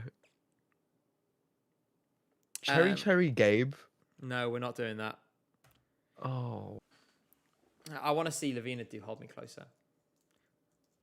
I'm just saying, I Maybe that said would this be in a the- video once. I said, if you were a depressed teenager in 2022, I guarantee Hold Me Closer was your favorite Eurovision song that year. And there's loads of comments under that video being like, excuse me, that was very rude, because that was exactly what happened. And so I was like, I knew it. As someone who loves both this and Cornelia Jacobs, that call out was not nice. Thank you very much for the $20, Petrolhead. Of course it is said in self-deprecation, I should say, and in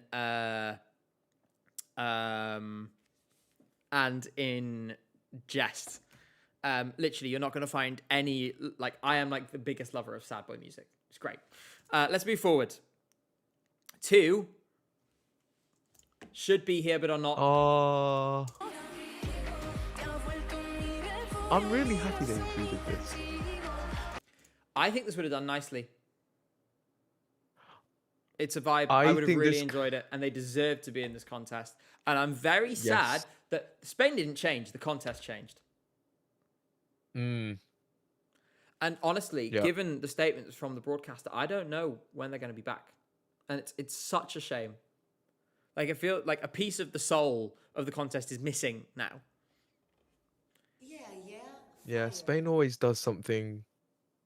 Spain always has their like own little like flavor. You know what I mean? Like they have that kind of, whether we like the songs or not, they were very much a staple of Eurovision.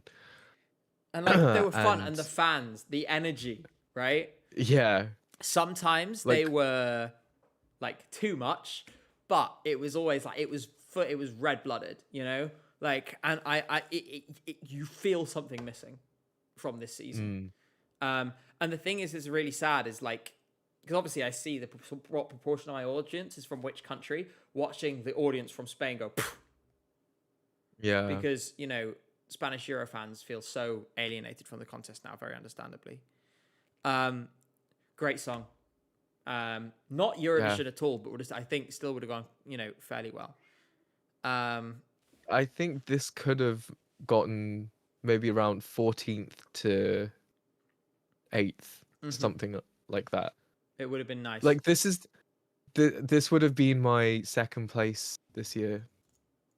This is like this type of the type of music I listen to outside of Eurovision. So it would have been. I would have enjoyed it as well. Yeah. Although I have to say, Matadora was my favorite. Matadora would have done amazingly at Eurovision. Somebody said, although Mod deleted the thing, I'm sorry, but when you commit to reacting to a Eurovision entry and can't even put together a single constructive sentence, just laughing throughout, it's honestly embarrassing. Are you guys joking? I don't know, Jay. I do think we are very embarrassing. oh sure. I'm extremely embarrassing. Treens Beans, thank you very much for the subscription. It's up to you. If you don't enjoy the stream, you don't have to watch. But you came in here and probably you had to can- watch an advert on the way in, so thanks for the support. You can click off, bro. Yeah, no one's forcing you to watch. Like Let's move on to Felicia. Speaking of people with haters, Rasmus Gotzi is not happy about this. The story of this song, the story of her needs to be told. I'm really glad I did that video. I'm really glad you guys seem to enjoy it. Because Felicia's backstory is so important.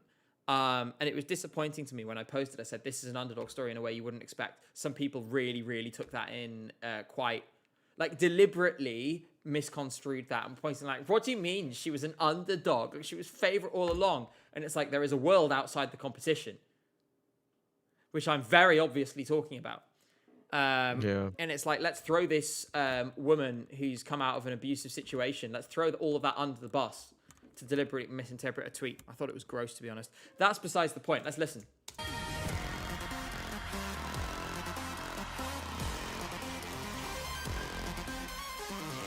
So, well, I'm going to change the screenshot because that doesn't tell us very much. There we go. There she is. Yes. She's popping out the screen. It's a banger. I'm emotionally invested in this because of everything else that's gone on around it. And in some ways that I won't talk about on stream as well, actually. They're like very, very intensely personal reasons. But like, I find her to be an immensely like sympathetic and relatable character. I love that she was immediately like, I don't give a shit. I'm going to say what I like. And it's like, okay, well, are the EBU going to pick a fight with SVT in the long run? I don't think they will do. So I was like, nice. I respect that. I think everyone respected that. I also think she's going to do great at Eurovision. Let's not forget that at the moment, the model, which we talked about last week, and I have a small teaser because there's an update tomorrow. I have a teaser that I'm allowed to tell you, which we'll come to in a minute. This came out on top, getting lots of sort of middling scores and ultimately rising all the way. I can see a world, lots of 5s, 6s, and 7s can get you a really long way. What do you think, Jay? You did not. Yes, I did. This song it's not aging for me at all, which is perfect. I feel like I'm going to be listening to this song for years to come. Because Very, honestly, very easy on the ears, isn't it? yes, this is my gym song. Like, I have this on replay. If I need to, pump myself up, just pop this on, and I do great at the gym. Mm-hmm. And but like, it's angry a little bit. I really like it. Yeah. It has this anger and like spite to it, which gives it some Yeah. edge actually that it didn't have initially. It was only after the performance and after you've taken everything into account, you go, oh, she's like here, like with a vengeance. yeah, I like the fact that her vocals are pretty much perfect. She was ill in the final of Melfest. Yeah, and she still was incredible. Mm-hmm. The stage presence she has, her charisma, like, yeah, she is a proper professional. Mm-hmm. One of our friends is staying with us at the moment, and she's from Belgium. And I was like, "This sounds really Belgian." And she was like, "Oh yeah." So bizarrely, yeah, I know it's a very specific compliment, but it's extremely authentically Belgian. It is. It's very like, Sure. but it's way more accessible than Strobe Lights. Uses, some of the same vibes, but like actually designed for mass appeal. Whereas Strobe Lights wasn't so much, and the vocals of Strobe Lights were a little shrill, maybe. Let's move on. We have 3 more. Firstly, Switzerland.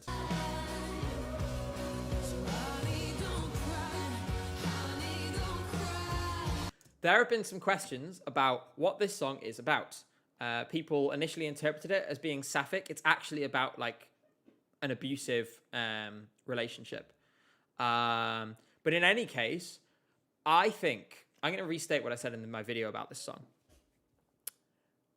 I think she's going to come out of this with like a really hardcore set of fans who are like ride or die.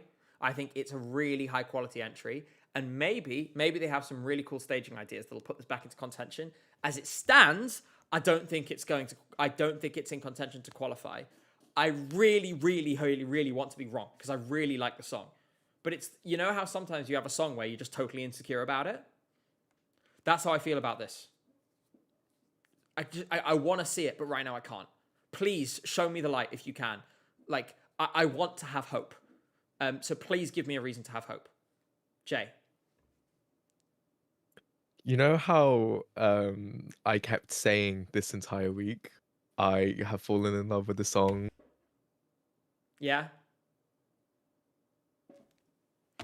This song is so good. People are underestimating this so much. This is, I love it. I love it so much. It clicked at a very strange time. but like I had it on replay just like the whole day after it clicked. Like I it, it's like it's almost like what happened with Deslocado to me. So maybe it'll rise all the way to the top for me. Gosh. But yeah, this I have been addicted to this song for the past week.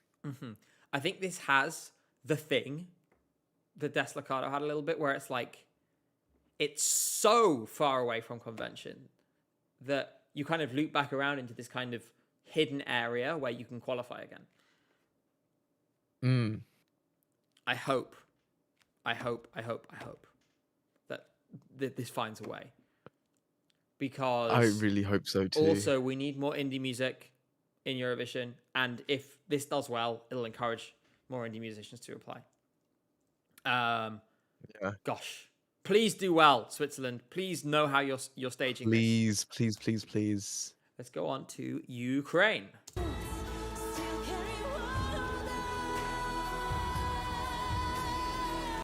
So, what was going on with the Vidpia production? Every Ukrainian I've seen talking about Vidpia were like, God, the production was awful. Personally, I'm inclined to give them a free pass because, war. But Ukrainians are apparently less inclined to give them a free pass than I am on this. And it is true that the production was better last year and the year before. This is my fiance's favorite at the moment. And I like it very much as well. Is it going to win the contest? No. But I think it's going to do 300 points. Obviously, it's qualifying. Really? Ukraine qualify every year. Going back until the 2000s, they qualify every single year. That's not going to change. Yeah. That big note. The big note. Jay, the big note. True. What do you think? This hasn't clicked for me yet. Unfortunately, it's not very high in my. What's not working for you right now? Honestly, maybe it's just the fact that I haven't listened to it enough yet. It's I feel like, okay, for me, slower songs take a lot more time to warm up to and to fall in love with. So yeah, I definitely need more time with the song. Have you seen the acoustic performance? No. Go watch the acoustic version. Any of you, I'm going to show you exactly the version you need to watch. One second, I need to create a second tab for this. The version of this you need to go and watch. This one. This one at the top here. This one. Go find this and watch it. It's unbelievable. Okay? That's my task for all of you after this. Then comment underneath it and say, ESC Gabe sent me. I don't know, and be like, we love Lelica or something. Okay? And do that. And then, or more of you, hopefully if you've watched my Ukraine video, you'll know this. Then, go watch the videos from her scary alter ego. Like, this stuff is crazy. Like,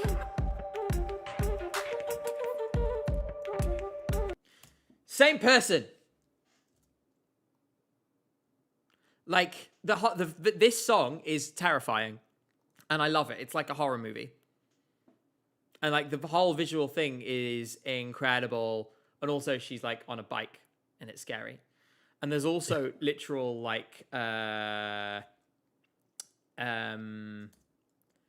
a clip. I think it's right here, actually. For a second. Let me find it.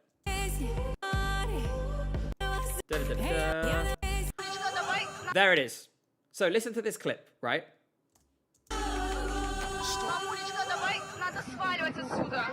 That is from a video of an airstrike on a Russian airbase in Crimea. And that is a Russian child shouting, "Mum, come on, we need to get out of here." Like, the anger. like the level of anger. This makes, in my opinion, Leleka's song way more powerful because there's this like two-sided. On one hand, she's like got this hope, and then there's this because people don't talk about anger. People don't talk about rage that much because people are embarrassed by it, right? People feel like it's not something that they should articulate. Is there any group of people more justified in feeling rage and expressing it right now than Ukrainians? Not many. Like, the fact that Leleka has this alter ego where she dives into these scary, negative emotions that every one of us has on some level. You know, it's not about everyone has these things in them. It's about the difference is people who are honest about it versus people who aren't. And her honesty is terrifying and brilliant. And you need to go to Donbass Girls, the name of the project. Go listen to this. Read the lyrics, take in the visuals. It will change your entire perspective on Leleka and on the Eurovision song. It makes it feel way more authentic because this really is somebody who shows a complete picture of themselves. I really hope if they let Leleka do 2 songs at pre-parties, this is the other one that she does. Like, imagine the contrast. She comes out, everyone is expecting Rhythm, and then they get this first.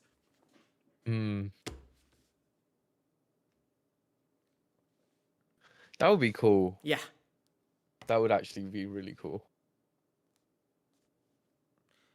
So yeah, I'm encouraging you to go and really dive into her because she is fascinating. Okay, I really hope we get to speak to her as well. Last one now, 35 to 35, and then we'll look at the show as a whole. And we've got about 20 minutes or so to do that. Look, Mom, no computer.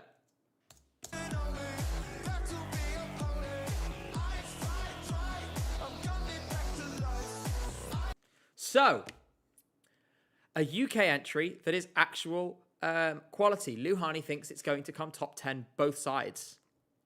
Wow. This is the most British thing we have sent, like, ever. Yeah. Like, and I kind of love it, actually. Like, I'm really proud of us for doing this, and I don't care if it comes last. Because it's so us. We're finally doing something that is quality and that is actually us. You know? It represents us. Yeah. What do you think? At first, I was like, this is a bit weird. But now I'm like, oh my God, this is great. Because of It's his grown on me a lot. personality or because of the song? Yeah. Is it worming your Like- way in a little bit? Yeah. Like, I think I currently have this just outside my top 10. Potential time to climb higher. Yeah, I think I have it like 12th or something. I mean, we'll come on to our top 10s in a minute. That's what we'll do as soon as we've moved on from here. Yeah, I think this could do really, really well. I want to go to the museum. You know, he has a museum with his like instruments and stuff that he's built. But I want to go and do like a video with him. I'll send some emails. Can I come with? Yeah, Yay! of course you can. You're going to be filming. You're like, Okay. but not with my that camera. stupid gimbal that always breaks. I'll record with this one. Oh, what? Yeah. That's better. Yeah, Yeah. that's that one. But yeah, this could go. I think this could go really, really well. I'm really excited about it. Mods, please don't tell me to check Discord on the stream. I love you guys, but I can't check Discord on stream without taking everyone else off. So I have to remove Jay entirely in order to check Discord on stream. I cannot check Discord right now. So it's time to look at the contest overall. We're going to look at the 2 semi-finals. Firstly, though, before we go through who we think is going to qualify, and I'm going to find my video actually on this. Give me a moment, because I've already said who I think is going to qualify. Jay, our top 10. Why don't you tell us your 10th through to 6th, and then we'll go through our 5 through to 1, one We by now one. have all 30. Sorry. Okay, let me just like, because I'm using my phone as a webcam. Okay. Is that right? Yes. Okay, let me have a look. Right, so my 10th place is Czechia, Crossroads. Mm-hmm. My 9th place is Bulgaria, Bangaranga. Interesting. My 8th place is Italy, Per Sempre Si. Mm-hmm. Wait, 7, 6, 5, 4, 3, 2. Yeah. My seven, 10, 9, 8, Jay, 7. how My are you seventh messing this up so place- badly? All you have to do is read things from a list that you have written down in front of you. Also, thank you, Petrolhead. This is Petrolhead's second favorite. Maybe one day we'll hear your second favorite if you're able to count to 2. Continue your list. my What's your seventh- 7th favorite, Jay? My 7th place is Malta, Bella, and then my 6th place is Soren Song, Denmark. I'm not even gonna try. Fivigahjem. Yeah. Mine, so my 10th through to 6th. 10th place, I have, and this is new since the music video, Albania Oh wow. is my 10th. My 9th place, the United Kingdom. Oh. Who would have thought? 8th place, I have Ukraine. 7th, I have Lithuania. And 6th, I have Okay. Greece. People really liked that I had Albania in there. Immediately, people were like, Albania! Yes! So yeah, that's my top 6. Interesting. Your 5th place, please, Jay. My 5th place at the moment is Switzerland. Mine is Sweden. Was higher, but it's dense around the top of mine. It's difficult to get everyone in. So, at the moment, it can't go any higher than 5th. Your 4th place, Jay. My 4th is Moldova. I feel like I expected to hear that from you, at least at some point in Yeah. this top 10. My 4th place at present is Denmark. Okay. It was very nearly 3rd, but not quite. Interesting. And yeah, this is in the stage of things where I'm like, please, I need this. Your 3rd place. My 3rd place is Greece. Okay. Again, well, there's a lot of things I was expecting out. Dunder says, yeah, number 1, Estonia. Don't think that's going to happen. My number 3 is Portugal. Which obviously now is You're not a the surprise. But if I just dropped that at the start of the stream without context, everyone would have been like, huh? Yeah. I'm the only one. I know I'm the only one. But I will stand here on my pedestal and be happy about it. Your number 2, please, Jay. It's so close between 1 and 2, but my 2nd place is Sweden. Mine, and you won't be surprised to know, is Moldova, which was always coming. Yeah. And our 1st place, say it with me now, is Finland. Finland. We're so predictable. Have we agreed on a 1st place before? 2023. What was your 1st place in Bro, 23? Finland again. Also Finland. Our credibility is in tatters. So much Finland glazing. So much.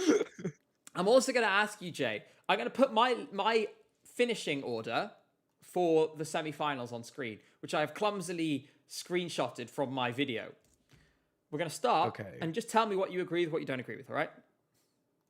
Okay. This is how I have Is the semi-1 right now. semi-1? Okay. And I'm happy to explain some of my choices here, if anyone is curious. Boom, boom, boom. Boom, boom, boom, boom, boom. Nice. Thanks for the analysis. boom. Okay. Serbia 8th. No, Lithuania 7th. Let's start there. I don't think Lithuania is a sure qualifier yet. I'm telling you, it's safe. Totally safe. It's It is totally safe. divisive. To be clear, this You is think Portugal? this is my prediction of the result, not my ranking. Just to be clear, Yeah. just to avoid any confusion. I don't want anyone thinking that I've ranked Israel 2nd. Obviously, I have not. But I think their televote nonsense is going to continue. People are staring at Portugal there. It was, I will admit, maybe a little an emotionally driven decision, but I just think it's going to have something with the juries that is going to eke it past like, because Georgia and Belgium, I think I'm struggling to see what the audience is.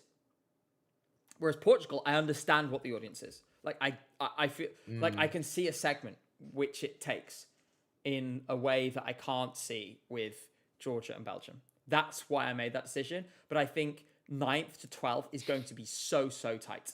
2 of them are going through, 2 of them aren't, in my opinion, from those 4. Yeah. It could be any 2. You could make an argument for any 2. Any other thoughts? Poland's going to get lost. You think it's going to behind Estonia Now and thinking San about Marino? it. No, come on, behave. Really? You think it's going to do worse than San Marino? Let's see. Who's voting for Poland, bro? Who's voting for San Marino? You. No, there's gonna be like that one country that gives it like 3 points. No, it'll get some points. Surely. It's Poland. Poland's not getting anything. I'm sorry, but like. You got to remember that the fundamentals of the contest are favourable for Poland. So they will get some. Not much, but some. Let's move to semi-2. This is what I went for. I feel like I made a few more bigger calls on this one. Albania 7th is quite bullish. Armenia out is maybe a little controversial.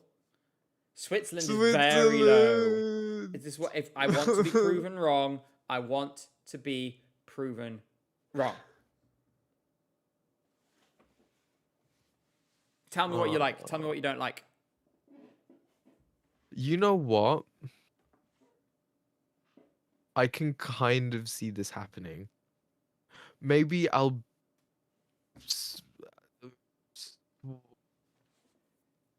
Maybe I want I think I'm too emotionally invested in Switzerland Okay, put that that aside. I can't be. Yeah. What about the others? Because the thing is, for me, Latvia, I think, would qualify if it was in the other semi. I think it's going to get crowded out by the fact there's loads of ballads here. Yeah. I like how you have Malta qualifying. Yeah, I think it's fine. In my opinion, Malta's safe. Czechia as well. Yeah, also safe. Cyprus Jury bait. Pure jury bait. I think this is a pretty good list, actually. Maybe I'd swap. No, I wouldn't swap, actually. Yeah. I see this happening. Maybe not. Maybe Switzerland, like, at 11th or 12th at the moment. But I think we're very sure about who the last place is. You hear some bangings because the front door just opened. Because that means my fiance is home. Hello. I'm still streaming. I promise I'll be done soon. Yeah. So with that, I think we can move on to some last reflections because I am conscious when I'm moving on from national final season. And Jay, firstly, I wanted to ask you because I think I know the answer to this, and I think we're going to say the same thing. We had a lot of trips, a lot of different places that I've been and that we've been together as well. Yeah. What was the highlight for you? Moldova. Same answer. Like, what an experience that was. That was crazy. And Gotham was with us. Yeah, and Gotham was with us, but it was also, there was a lot of really unique and very memorable experiences. I mean, of course, you had, the show itself.